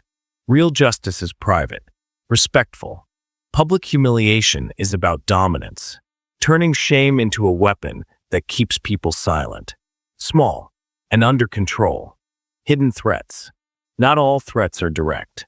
Sometimes, the most effective way to control someone is to let them sense danger without fully stating it. Hidden threats are subtle signals, gestures, hints, or vague warnings that suggest consequences without clearly naming them. This creates fear without evidence, making people cautious, obedient, and constantly on edge. Here's how it works. Instead of saying, "If you do this, you will be punished," the message is softer, but no less clear. "I'd be careful if I were you. You know what happened to the last person who tried that? I'd hate to see something go wrong." These phrases are not direct orders, but they create a shadow, a sense that crossing a line will bring harm. The powerful use hidden threats to maintain control while appearing innocent. If challenged, they can deny any wrongdoing. "I never threatened you. You misunderstood." but the fear remains, and it shapes behavior just as strongly as an open threat. This tactic works because it creates uncertainty. You don't know exactly what will happen, but you believe something will. And in that uncertainty, you become cautious, hesitant. You self-censor, avoid risks, and follow the rules, even if they were never spoken. Hidden threats are used in workplaces, politics, personal relationships. A boss hints that loyalty is noticed, and disloyalty is not. A leader suggests that critics are unwise to speak too loudly. A partner implies that leaving would have consequences. These threats are powerful because they live in the mind. They don't need to be proven, they just need to be felt. And in feeling them, people stay controlled, not by action, but by fear of what might come. Strategic incompetence. Sometimes, power hides behind the appearance of weakness. Strategic incompetence is a manipulation tactic where someone pretends they are unable to do something, or incapable of understanding, in order to avoid responsibility, shift burdens, or maintain control. It's not about real inability, it's about using perceived failure as a tool. Here's how it works. A person claims they don't know how to do a task, solve a problem, or make a decision. I'm just not good at that. You're better at handling this. It's too complicated for me. These statements seem harmless, even honest, but when repeated, they lead others to take over, to fix, to carry the weight. The powerful use this tactic to avoid blame. A leader says, "I wasn't aware of the issue," when in fact they chose not to be. A company claims, "We couldn't predict this problem," while ignoring clear warnings. In relationships, one partner may constantly forget responsibilities, forcing the other to do more. Strategic incompetence works because people want problems solved. If someone seems unable, others step in. The manipulator avoids effort, avoids risk, and keeps control by making others do the work. And when things go wrong, they escape blame because they didn't know better. This tactic also creates dependency. When one person always fixes things, the other never learns, never improves. The balance of effort shifts, leaving one side burdened and the other free. Strategic incompetence is not about lack of skill. It's about using the appearance of weakness to gain advantage.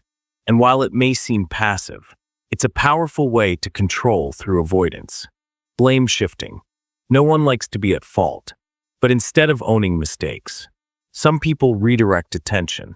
Blame shifting is the tactic of making others responsible for problems, failures, or consequences, even when they are not at fault.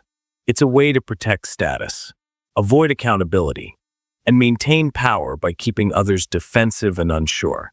Here's how it works. Something goes wrong. Instead of addressing it honestly, the person says, "It wasn't me. You misunderstood. If you had done your part, this wouldn't have happened." These statements turn the focus away from the true source and onto someone else. The real issue is buried beneath layers of accusation and confusion. The powerful use blame shifting to keep their image clean. Leaders blame lower staff. Companies blame consumers. Individuals blame partners, friends, colleagues, and as others scramble to defend themselves, the manipulator stays in control, untouched by the fallout. Blame shifting works because people are often quick to question themselves. Maybe I did make a mistake. Maybe I could have done more. This self-doubt allows the manipulator to stay in control, while the victim takes on guilt that isn't theirs. This tactic also divides. When people are busy blaming each other, they don't unite against the real source of the problem. It creates distrust, tension, and isolation, all of which serve to keep the manipulator safe. True strength comes from owning mistakes. Blame shifting avoids growth, avoids truth, and keeps power protected behind a wall of lies. The boiling frog effect. Change doesn't always come suddenly. Sometimes, it happens so slowly that people don't notice until it's too late. The boiling frog effect is a metaphor for how people can be gradually led into worse and worse situations, without resistance, because each small change seems insignificant. By the time they realize the danger, escape feels impossible. Here's the idea. If you put a frog in boiling water, it will jump out immediately. But if you put it in cold water and slowly heat it, the frog stays, not noticing the danger until it's too late. The same happens with people. Small changes, new rules, higher costs, reduced freedoms are accepted because they don't seem alarming on their own. But together, over time, they lead to deep control. The powerful use this tactic to avoid backlash. Instead of enforcing major changes all at once, they introduce them gradually. A small fee becomes a big one. A temporary law becomes permanent. A minor loss of freedom becomes a new normal. And because each step feels manageable, people don't resist. This tactic works because people adapt. They adjust to discomfort, believing things will improve or stay manageable. They trust that the small changes are harmless. But the pattern is clear, step by step. Life shifts until the system has changed entirely, and power has grown quietly.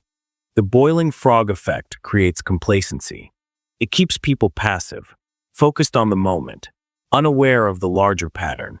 And in that stillness, control deepens, not through force, but through the slow erosion of what once was normal. By the time the water boils, it's often too late to jump. False urgency creation. Sometimes, the fastest way to make people act is to convince them that they don't have time to think. False urgency creation is a tactic where urgency is manufactured to push people into decisions, purchases, or agreements they might otherwise avoid if given the chance to reflect. It's not about real emergencies. It's about creating the illusion that delay equals loss. Here's how it works, you're told. Act now, before it's too late. This offer won't last. Only a few spots left. These phrases aren't always lies, but they are designed to create pressure. They bypass your rational mind, triggering a fear of missing out or losing an opportunity. And under that pressure, you act quickly, without fully considering the consequences. The powerful use false urgency in marketing, politics, and even personal interactions. Companies run endless, limited-time sales. Leaders declare crises that require immediate action, suspending normal debate or rights. Individuals demand quick decisions, framing hesitation as disloyalty or failure. This tactic works because urgency narrows focus. When you feel rushed, you stop weighing options. You react, instead of thinking. And once the decision is made, even if you regret it later, the manipulator has already gained what they wanted: your money, your vote, your agreement. False urgency also isolates. People who try to slow down, to question, are seen as obstacles. Why are you hesitating? Don't you care? The group moves forward, pulled by the rush, and the slower voices are silenced. Real urgency requires real evidence. False urgency thrives on noise, pressure, and fear. It turns time into a weapon, and decision into a trap. Hypernormalization. In a world filled with contradictions, people sometimes accept the false as normal because it feels easier than facing the truth.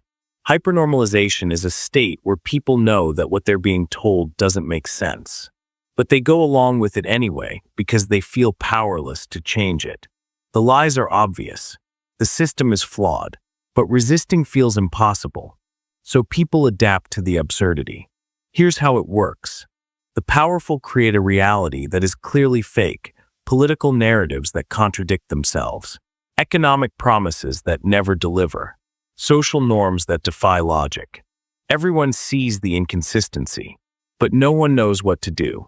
And so, they pretend it's normal, because pretending feels safer than confronting the chaos.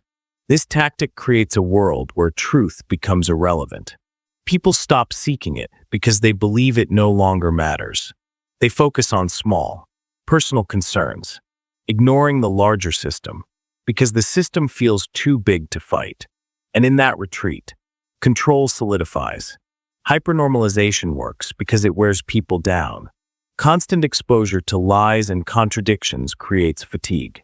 The mind protects itself by accepting the false as true, or by becoming numb to the difference. And as long as people continue to function, go to work, follow the rules, the system remains, no matter how broken. The powerful benefit from this because it removes resistance. People don't protest lies they've accepted as unchangeable. They don't fight systems they see as eternal. And so, absurdity becomes stability, and control hides behind the pretense of normal life. The Bystander Effect Use. When many people witness a problem, but no one acts, it's often because each person assumes someone else will. This is known as the Bystander Effect. And while it's a psychological phenomenon, it's also a tactic that can be used to keep people passive. The more individuals believe that others will handle the issue, the less likely they are to take responsibility themselves. Here's how it works. In a crowd, responsibility is diluted. Someone else will speak up. Someone else will help. And as everyone waits, no one acts. The problem remains. And those in power face no challenge, not because people don't care, but because they expect others to lead. The powerful use this effect by creating distance between people and problems. They present issues as too big, too far away, or too complex for one person to address. They rely on the crowd's silence, knowing that in numbers, action often disappears. Surely, with so many people, someone will step forward, but rarely does. Bystander effect manipulation also thrives on fear. People worry. If I speak, will I stand alone? Will I be punished? And in that fear, they stay quiet, hoping others will take the risk. This tactic is effective because it plays on social instincts. We follow the group. If no one acts, we assume that's the right choice. But in truth, the inaction of many strengthens the power of the few. To break this control, someone must act first. The bystander effect ends when one voice speaks. One hand reaches. But until then, silence rules, and power stays untouched. The Pratfall Effect. Perfection can feel distant, unrelatable, even intimidating. But when someone in power shows a small flaw or makes a minor mistake, people often feel closer to them, more forgiving, more trusting. This is known as the Pratfall Effect, a psychological phenomenon where a person becomes more likable after showing imperfection, especially if they are otherwise competent or strong. Here's how it works. A leader stumbles over words in a speech. A powerful figure admits to a small error.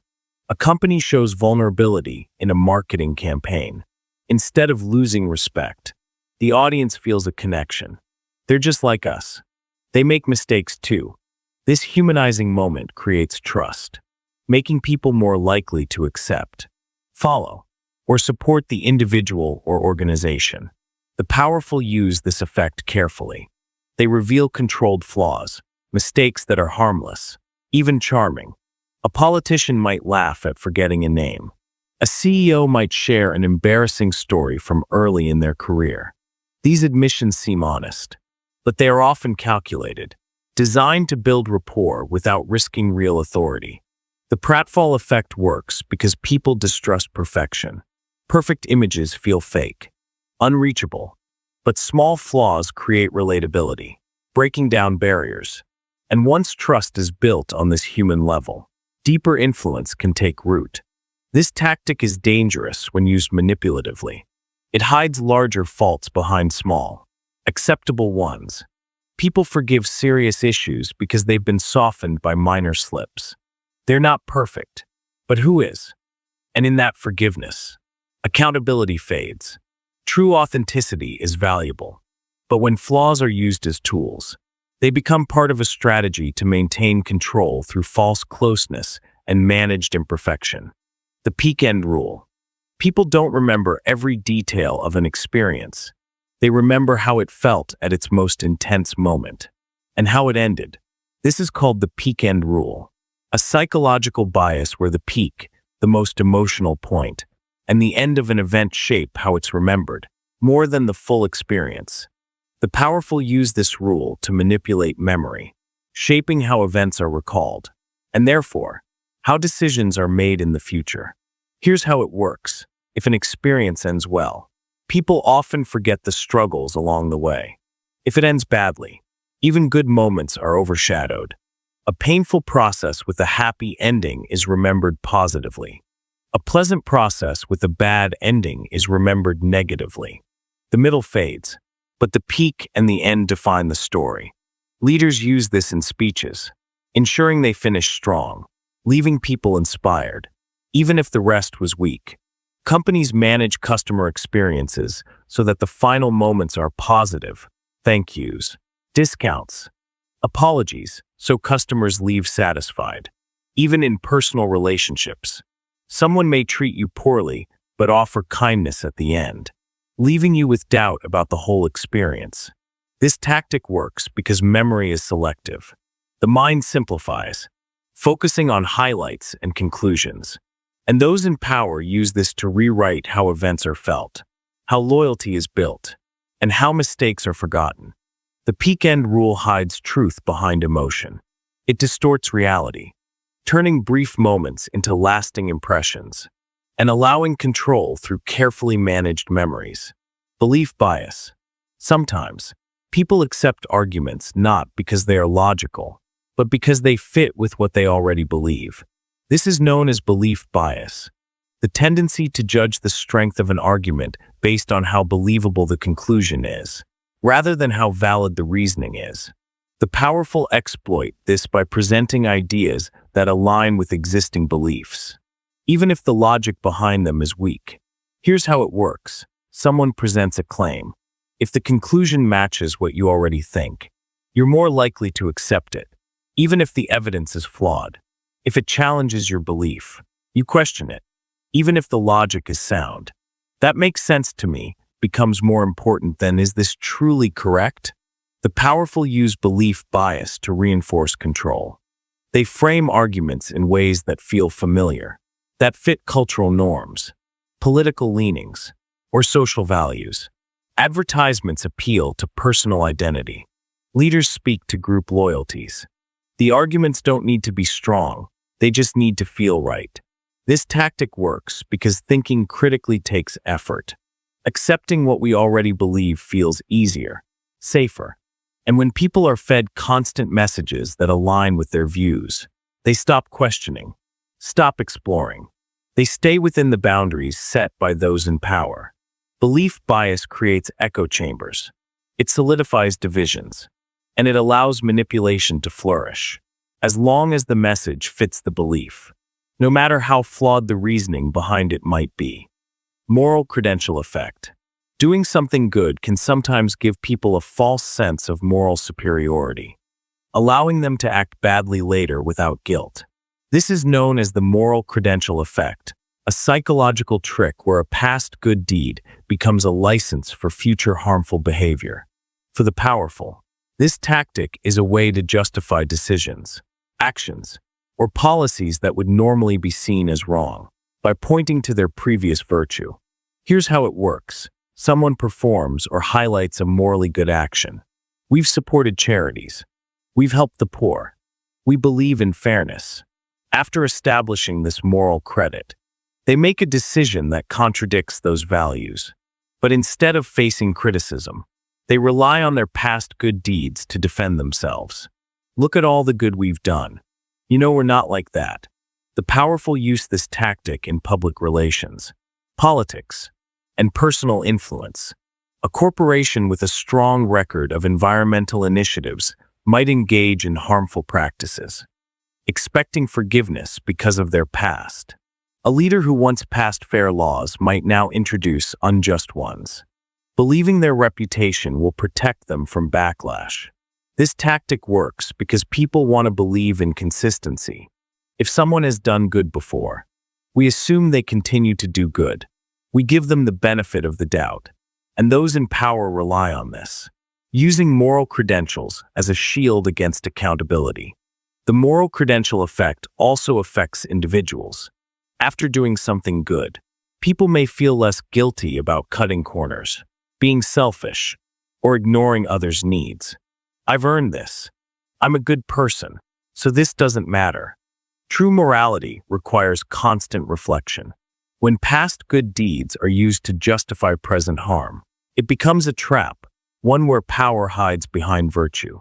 The Zeigarnik Effect. Unfinished tasks tend to stay in our minds longer than completed ones. This is known as the Zeigarnik Effect, a psychological tendency where incomplete actions create mental tension, keeping us focused and engaged. The powerful use this effect to keep people hooked, constantly returning for resolution that never quite comes. Here's how it works. You start something but don't finish it, a story, a goal, a promise. Because it's incomplete, your mind holds on to it, seeking closure. You keep thinking about it, waiting, trying to complete the loop. And those in power exploit this by leaving things deliberately unresolved. In media, this shows up as cliffhangers, unanswered questions, ongoing debates. You stay engaged, always looking for the next update, the next piece of information. In politics, promises are made but not fulfilled. We're working on it. Change is coming. The lack of completion keeps people invested, believing that the goal is just around the corner. This tactic works because people are uncomfortable with loose ends. We want resolution, and in the absence of it, we stay attached, hoping, waiting. The powerful keep attention, loyalty, and even obedience by never quite delivering, but always promising more. The Zeigarnik Effect also appears in marketing. Products, services, or systems are designed to keep you engaged, subscriptions that never truly end, tasks that always need repeating. You feel involved, but you're stuck in a cycle. True closure brings peace. But when control relies on keeping you waiting, the Zeigarnik Effect becomes a tool, a loop that traps the mind and holds it in place. The Cheerleader Effect. People often seem more attractive or valuable when they are part of a group. This is called the Cheerleader Effect, a cognitive bias where individuals are perceived more positively when seen in a crowd than when alone. The powerful use this to enhance their image, surrounding themselves with others to create an aura of popularity, success, or credibility. Here's how it works. You see someone in a group. They're smiling, confident, part of something bigger. Because of the group, you view them more favorably. You think, they must be important. Look at how others support them. The individual benefits from the positive impression of the group, even if they wouldn't stand out alone. Leaders use this tactic by appearing with supporters, celebrities, or respected figures. The group boosts their image, making them seem more legitimate or likable. Companies use crowds in advertising, showing people enjoying a product together, creating the feeling that everyone loves this. This tactic works because people trust consensus. If others seem to approve, we are more likely to follow. The Cheerleader Effect creates an illusion of value, built not on individual merit, but on group association. It also silences doubt. In a crowd, questioning feels harder. If everyone else seems to agree, we hesitate. We go along, thinking we've missed something, or fearing isolation. The Cheerleader Effect hides weakness behind numbers. It makes the ordinary seem special, the flawed seem flawless, by placing them in the right context. And in that illusion, power grows not alone, but through the crowd it controls. Risk compensation. When people feel safer, they often take more risks. This is known as risk compensation, a psychological effect where added safety measures lead to more reckless behavior. Because the sense of security lowers caution, the powerful use this effect to maintain control, giving people the illusion of safety while encouraging them to accept greater risks, often benefiting those in power. Here's how it works. A safety feature is introduced, a law, a system, a device that makes people feel protected. But instead of becoming more careful, people push boundaries. Drivers wearing seatbelts may drive faster. Investors protected by insurance may take riskier bets. Citizens with emergency services may ignore personal responsibility for safety. The powerful exploit this by offering controlled safety nets, Governments introduce surveillance for your protection, encouraging people to share more information, believing they are secure. Financial systems promise bailouts, leading to reckless corporate behavior. The sense of being protected leads individuals or institutions to act in ways they wouldn't if the risk felt real. This tactic works because fear controls behavior. When fear is reduced, behavior changes. People stop thinking about consequences and trust the system. But the safety is often partial, conditional, or designed to protect others more than you. Risk compensation also shifts responsibility.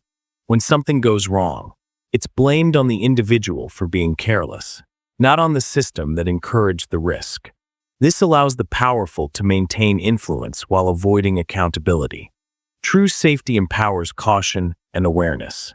False safety, used to manipulate behavior, leads people into actions they wouldn't take if they fully understood the risks. Social desirability bias. People often say or do things not because they truly believe them, but because they want to be liked, accepted, or approved. This is called social desirability bias, the tendency to present oneself in ways that align with what others expect, even if it means hiding true thoughts or feelings. The powerful use this to shape behavior, creating environments where conformity feels necessary and honesty feels dangerous. Here's how it works. Certain opinions, actions, or identities are presented as desirable. People learn what is praised and what is criticized. Over time, they adjust, not always because they've changed, but because they want to fit in. They support causes, follow trends, or repeat ideas because everyone else does, or because it's seen as good. The powerful manipulate this by setting social norms. Media highlights what's popular. Leaders praise certain behaviors. Schools, workplaces, communities create expectations, and people follow, not wanting to be seen as outsiders, troublemakers, or failures. This tactic works because belonging is powerful. No one wants to be rejected. Social desirability bias keeps people quiet, compliant, and easy to guide. They self-censor, avoid questions, and support what they're told is right, even if they feel differently inside. It also hides dissent. People may disagree, but few express it. And in that silence, it seems like everyone agrees, making the system stronger. True freedom allows for difference. But when social desirability is used to control, honesty fades, and power thrives in the mask of collective agreement. Ambiguity effect. When people face uncertainty, they tend to avoid options with unknown outcomes. This is called the ambiguity effect, a bias where people choose what they know, even if the unknown might be better, simply because the unknown feels risky. The powerful use this to keep people within familiar systems, discouraging exploration or change by highlighting the uncertainties of alternatives. Here's how it works. You're given two choices. One is clear, predictable, familiar. The other is unclear, with unknown details or outcomes. Even if the second option could be better, you hesitate. What if it's worse? At least I know what I'm getting here. And so, you stay, not because it's best, but because it's known. Those in power exploit this by controlling information. They present the current system as flawed but familiar, while painting alternatives as vague, risky, or dangerous. Better the devil you know, they say. Change is framed as uncertainty, and people are guided back to what they already accept. This tactic works because humans dislike uncertainty. The mind prefers predictable discomfort over uncertain hope, and the powerful maintain control by keeping the unknown just out of reach, just unclear enough to prevent action. The ambiguity effect also blocks innovation. People resist new ideas, new paths, because they aren't fully understood. And in that resistance, old systems remain, even when they no longer serve. True progress requires facing uncertainty. But when ambiguity is used to scare, it traps people in what they know, keeping power exactly where it's always been. Glorification of suffering. Suffering is often seen as something to avoid, something painful and unwanted. But throughout history, those in power have learned to glorify suffering, turning it into a tool of control. By framing pain, struggle, or sacrifice as noble, necessary, or even divine, they convince people to endure hardship without resistance. Glorification of suffering transforms misery into a virtue, something to be proud of, not escape from. Here's how it works. People are told that their suffering has meaning. Hard work builds character. Pain makes you stronger. Greatness requires sacrifice. These phrases are repeated until enduring hardship feels like a badge of honor. Instead of questioning why they suffer, people embrace it, believing it will lead to reward, either in this life or the next. The powerful exploit this by pushing people beyond limits, all while praising them for it. Workers are encouraged to toil endlessly for little pay, framed as loyalty or dedication. Citizens are told to accept poverty or oppression for the good of the nation. Religious and political leaders praise those who suffer quietly, while they themselves remain comfortable. This tactic works because it offers hope. If suffering is noble, then pain is not wasted. People hold on to the belief that their struggle has purpose, that it will lead to respect, salvation, or legacy. They stop demanding relief, because to do so feels weak or unworthy. Glorification of suffering also silences dissent. Those who complain are seen as selfish, lazy, or ungrateful. The system remains unchallenged.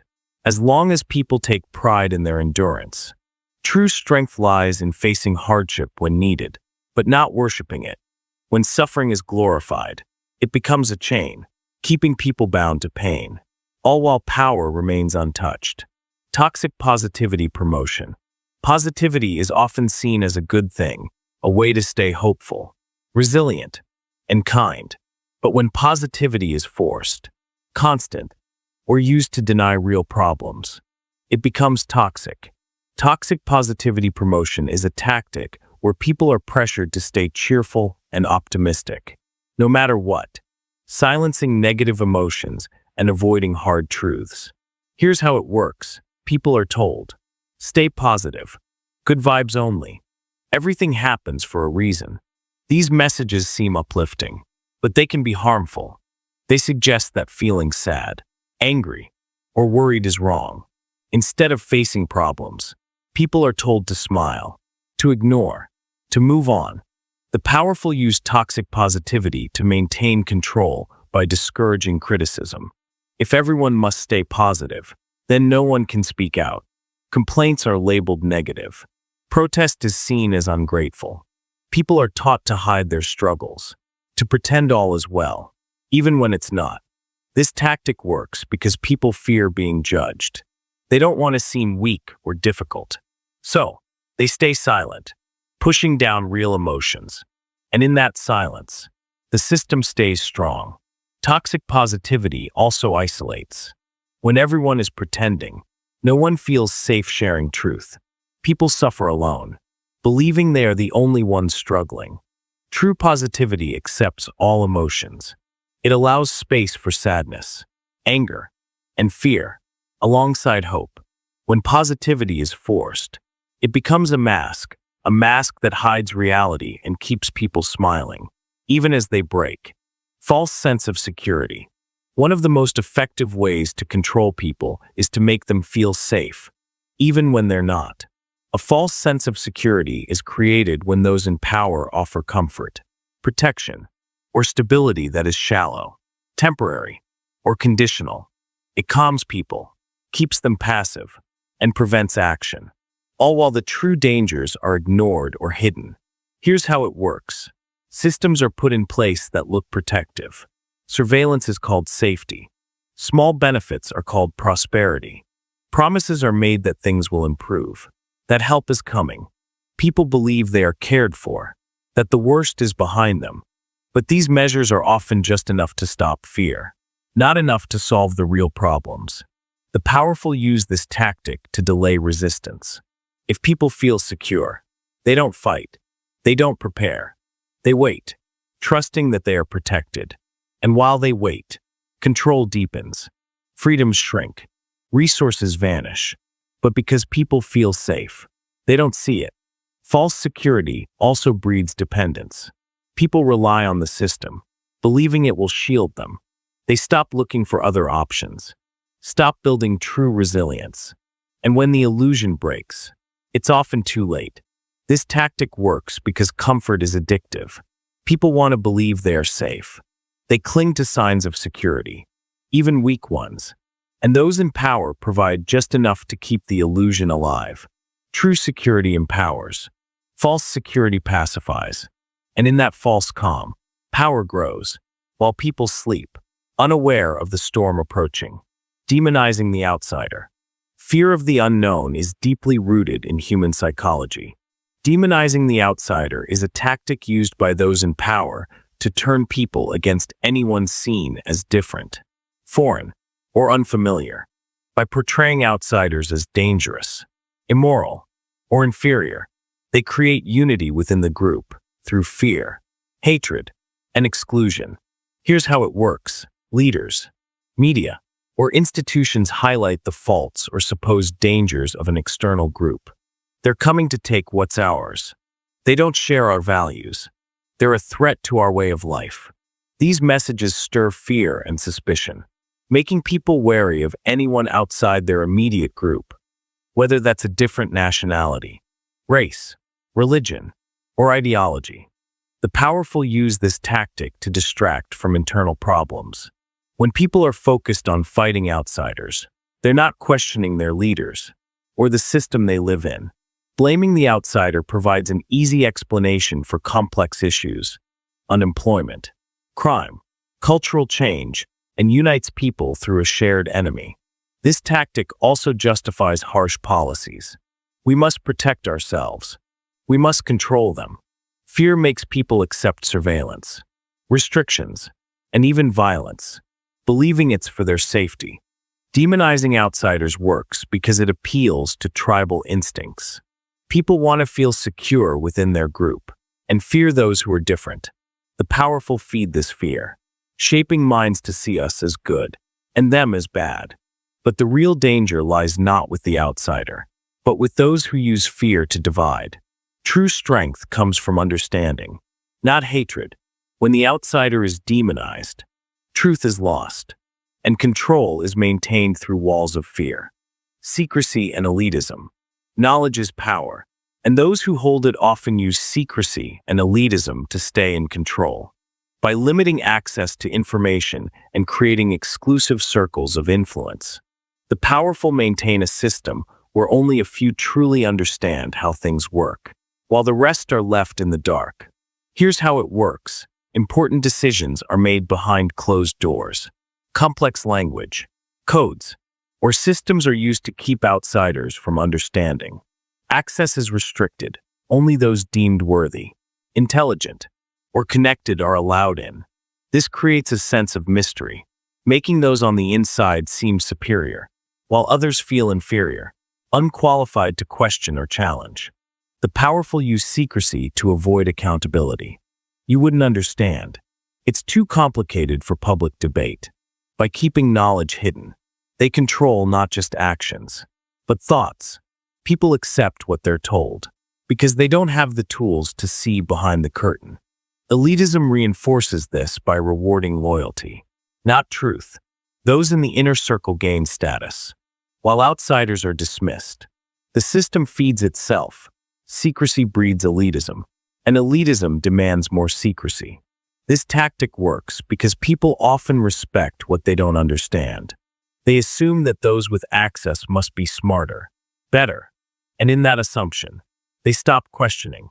True power is shared, but when knowledge is hoarded and circles close tight, control becomes invisible and complete. Control through rituals. Rituals bring comfort. They provide structure, meaning, and identity, but they can also be used to control. Control through rituals is a tactic where repeated actions, ceremonies, or traditions are used to shape behavior, enforce obedience, and maintain power, often without question. Here's how it works. Certain actions are performed regularly, daily, weekly, yearly. These can be religious rites, cultural ceremonies, or even workplace routines. Over time, they become habits, expected, unquestioned. This is just what we do. It's always been this way. These rituals bind people to a system, not through force, but through repetition. The powerful use rituals to create unity, but also to suppress change. By focusing on tradition, they keep people looking backward, not forward. Rituals remind people of their place, their role, and the rules. Questioning the ritual feels like questioning the group, the community, or even the sacred. This tactic works because rituals feel safe. They provide certainty in a chaotic world. People find identity in them and fear losing that identity. The more complex or sacred the ritual, the stronger its hold. Control through rituals also creates loyalty. Participation feels meaningful, even when it serves no real purpose beyond obedience. And those who refuse the ritual are seen as outsiders, threats to the order. True meaning comes from choice. But when rituals are used to control, choice is replaced with habit, and freedom fades into routine, masked by tradition. Excessive praise for control. Praise can uplift, inspire, and build confidence. But when used too much, too often, or for the wrong reasons, it becomes a tool for manipulation. Excessive praise for control is a tactic where constant flattery is used to create dependence, obedience, and a fear of losing approval. It feels good, but it's a trap. Here's how it works. A leader, boss, or influencer constantly compliments someone. You're the best. No one can do it like you. We couldn't succeed without you. This praise feels rewarding. The person starts to tie their value to the approval they receive. They work harder, give more, and avoid actions that might lose them the praise. The powerful use this to build loyalty. Praise becomes a reward, and the fear of losing it becomes a punishment. People stop acting from their own judgment and start acting to please. They avoid conflict, ignore problems, and follow instructions, not because they agree, but because they crave approval. This tactic works because humans are social. We want to be liked, respected. Praise feels good, and once we taste it, we want more. But when praise is used to control, it's not about recognition, it's about influence. Excessive praise can also isolate. When someone is constantly flattered, others may resent them or avoid challenging them. The praised person becomes alone, relying only on the one giving the compliments. True praise is honest, balanced, and earned. When it's given too freely, it binds, not frees, and those who control praise control the person. Charisma as a weapon. Charisma is a natural charm, a magnetic appeal that draws people in. It can inspire, unite, and lead. But when used with selfish intent, charisma becomes a weapon, a tool to manipulate, deceive, and dominate, while making people believe they are freely following. Here's how it works. A charismatic leader speaks passionately, moves confidently, and makes others feel seen and important. Their energy fills the room. People are drawn to them, trusting their words, following their ideas, even when the facts are unclear. Emotion takes over logic. The powerful use charisma to create loyalty. Their charm becomes a shield, hiding flaws, masking lies, and silencing criticism. They can't be wrong. People think. They're so inspiring. Charisma makes people overlook red flags because they feel connected to the person, not just the message. This tactic works because people crave connection. A charismatic figure gives hope, makes life feel meaningful. Followers feel part of something special, chosen, and in that feeling, they surrender judgment. Charisma also creates dependency. Followers wait for guidance, needing the leader's presence to feel strong. They stop thinking independently, trusting that the charismatic figure knows best. But charisma is not the same as truth. It can lead people astray, guiding them to act against their interests, all while feeling uplifted. When charm replaces reason, control becomes invisible and almost impossible to resist. Mystification. Sometimes, things are made more complicated than they really are, not to enlighten, but to confuse. Mystification is a tactic where information, systems, or ideas are deliberately made complex, obscure, or wrapped in mystery, so that people feel too unqualified to question them. By creating confusion, the powerful maintain control, as people stop trying to understand and simply accept. Here's how it works. A leader, institution, or expert presents something in difficult terms. Technical jargon, complex language, or abstract theories are used to make others feel lost. It's too complex for the average person. Just trust the experts. As confusion grows, so does dependency. People no longer challenge, they defer. The powerful use mystification to protect their position. When systems seem too complicated, people won't ask how they work. When decisions are wrapped in mystery, people won't demand answers. Mystification creates distance between the rulers and the ruled, making it seem like only a special few can truly understand. This tactic works because people fear being wrong, being seen as ignorant. Rather than risk that, they stay quiet, nod along, and allow those in power to continue unchallenged. Mystification also stops action. If something can't be understood, it can't be changed. People feel powerless, caught in a web of complexity, believing there's nothing they can do. True knowledge is clear, accessible. When ideas are hidden behind mystery, it's often a sign that someone doesn't want them questioned. Appeal to authority. People often trust those in positions of power, not because of the truth, but because of the title.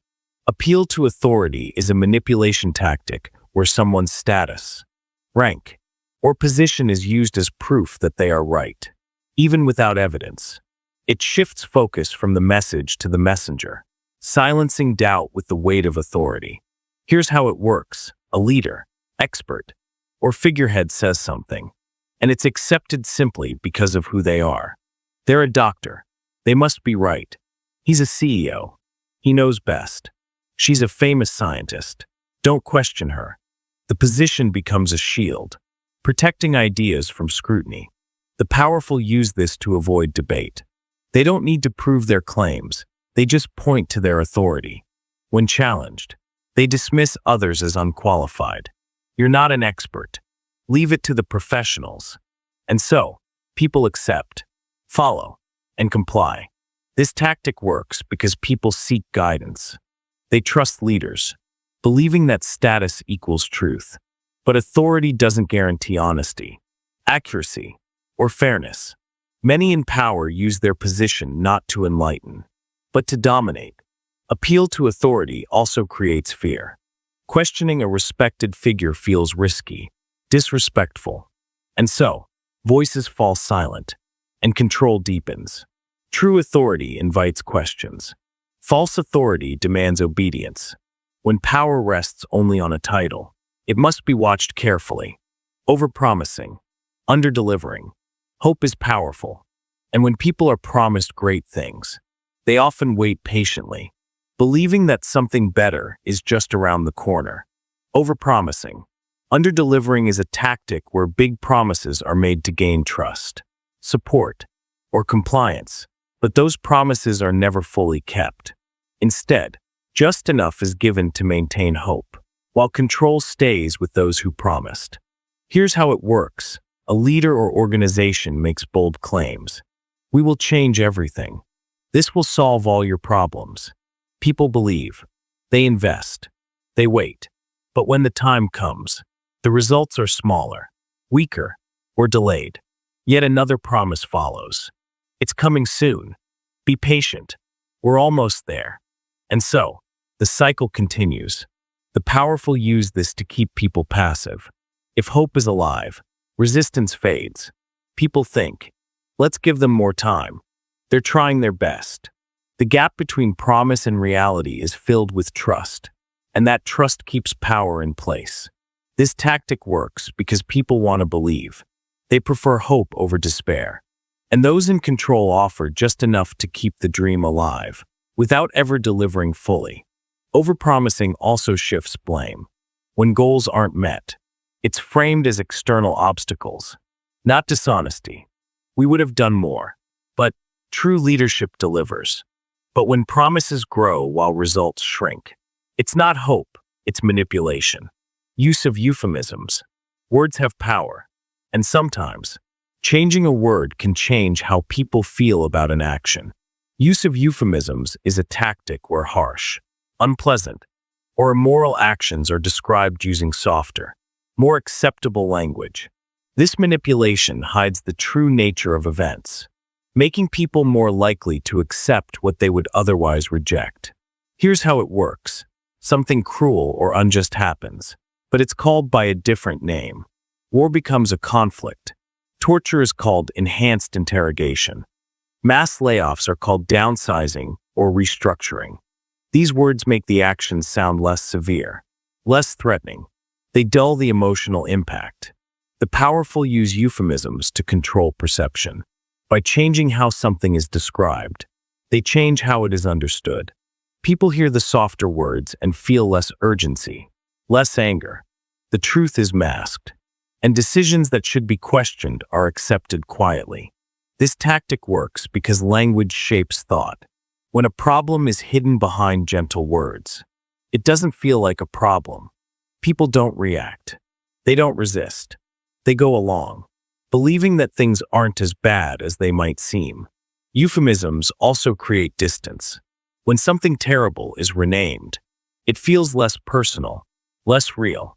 The emotional connection fades, and with it, the drive to act. True clarity comes from honest language. When words are used to soften lies, power hides behind them, shaping the world without being seen, creating false heroes. People crave leaders, role models, and saviors, but not every hero is real. Creating false heroes is a tactic where individuals are elevated, praised, and made into symbols, not because they've earned it, but because they serve a purpose. These false heroes distract, inspire false hope, and guide people in directions that benefit those in power. Here's how it works. A figure is promoted heavily in media, politics, or culture. Their story is told in glowing terms, their flaws hidden. They become a symbol of success, of morality, of strength. People look up to them, follow them, believe in them. But behind the scenes, these heroes are controlled, their influence used to support the system, not challenge it. The powerful use false heroes to calm unrest. When people are angry, a hero is given to them, someone who speaks their language but never truly acts for them. The crowd feels represented, but nothing changes. This tactic works because people want to believe in goodness.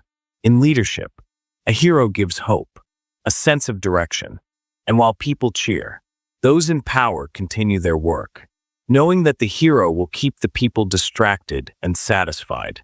False heroes also silence real ones. True challengers to the system are ignored, mocked, or attacked, while the chosen hero is celebrated.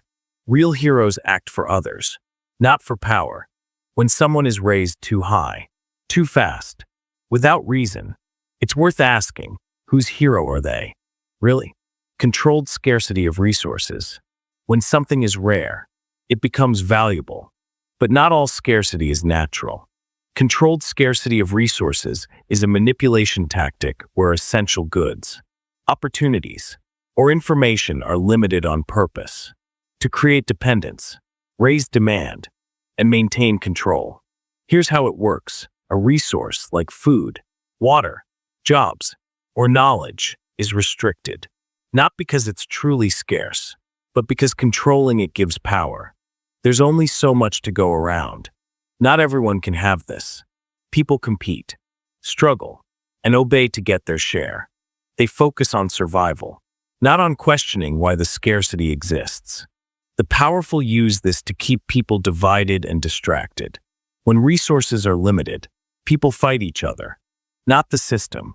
They become easier to control, as their energy goes into getting what they need, rather than demanding more. This tactic works because scarcity creates fear. Fear of hunger, of poverty, of exclusion. and fear leads to obedience. People accept unfair rules if it means access. They trade freedom for safety, voice for comfort. Controlled scarcity also raises value. Something common becomes precious when it's made rare. The powerful can charge more, demand more, give less. True scarcity can be managed fairly. False scarcity serves only those who control it, keeping others desperate and dependent. The big lie technique. Sometimes, lies are so big, so outrageous, that people believe them simply because they can't imagine someone would lie about something so important. This is the big lie technique, a manipulation where the size of the lie makes it seem like truth, because people think, no one would dare lie about that. Here's how it works.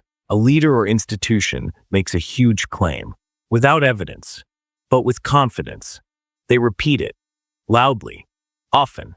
This group is to blame for all your problems. We are the greatest, without question.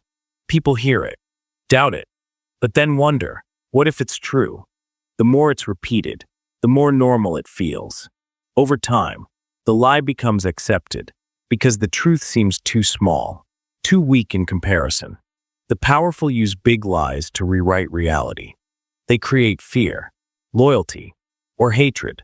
They build support for actions that would otherwise be unthinkable: wars, oppression, injustice, all based on the belief that the lie is true.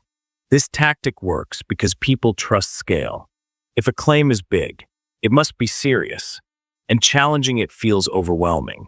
So many believe it, it must be real. Big lies also silence truth. When the falsehood is huge, the truth seems tiny, complicated, or boring. People stop listening. The only defense is questioning everything, no matter how bold. Big lies rely on silence. Truth relies on courage. Discrediting critics. One of the easiest ways to maintain power is to silence those who speak against it. Discrediting critics is a tactic where those in power attack the character, motives, or credibility of anyone who challenges them, so that their message is ignored, doubted, or dismissed, no matter how true it might be. Here's how it works. A critic raises concerns. Instead of responding to the issues, the powerful focus on the critic. They're just bitter. They don't understand. They have an agenda. These personal attacks shift attention away from the truth and place doubt on the person. If the critic can be made to seem untrustworthy, their message loses strength. The powerful use this to control narratives. They don't need to argue facts. They just need to make the critic look wrong, foolish, or dangerous. The crowd sees the attack and hesitates. Maybe they're not worth listening to. If they're wrong about one thing, they must be wrong about everything. This tactic works because people trust reputation. If someone's image is damaged, their words lose weight, and the more often critics are attacked, the fewer people will want to speak out, fearing the same treatment. Discrediting also creates division. Supporters of the critic are forced to defend them, rather than focus on the issue. The debate becomes personal, emotional, and scattered. True debate focuses on ideas, not people. But when critics are silenced through shame, fear, or lies, truth is buried, and power remains unchallenged. Emotional blackmail, guilt, fear, and obligation can be used as chains. Emotional blackmail is a tactic where someone manipulates another's emotions to get what they want, by threatening consequences, withdrawing affection, or creating guilt. It's not about logic or fairness. It's about pressure. Here's how it works. Someone says, "If you loved me, you'd do this. Don't make me suffer because of your choices. After all I've done for you." These statements are designed to make the other person feel bad for not complying. The threat is often emotional, loss of love, approval, or peace. The powerful use this in relationships, workplaces, and societies. Leaders say, "We can't succeed without your sacrifice." Parents say, "You owe me this." Partners say, "I'll be ruined if you leave." The target feels trapped, not by facts, but by feelings. This tactic works because people want to avoid guilt and maintain harmony. They give in, not because they agree, but because they don't want to cause pain or feel it. Emotional blackmail also creates dependence. The victim believes their worth depends on keeping the other person happy, even at great personal cost. True respect allows choice, but emotional blackmail twists love, duty, and care into weapons, controlling through the heart, not the mind. Desensitization to violence. When people see violence too often, they stop feeling it. Desensitization to violence is a tactic where repeated exposure to harm, cruelty, or injustice makes people numb, indifferent, and passive. What once shocked becomes normal. What once demanded action becomes background noise. Here's how it works. Violent images, stories, or actions are shown again and again.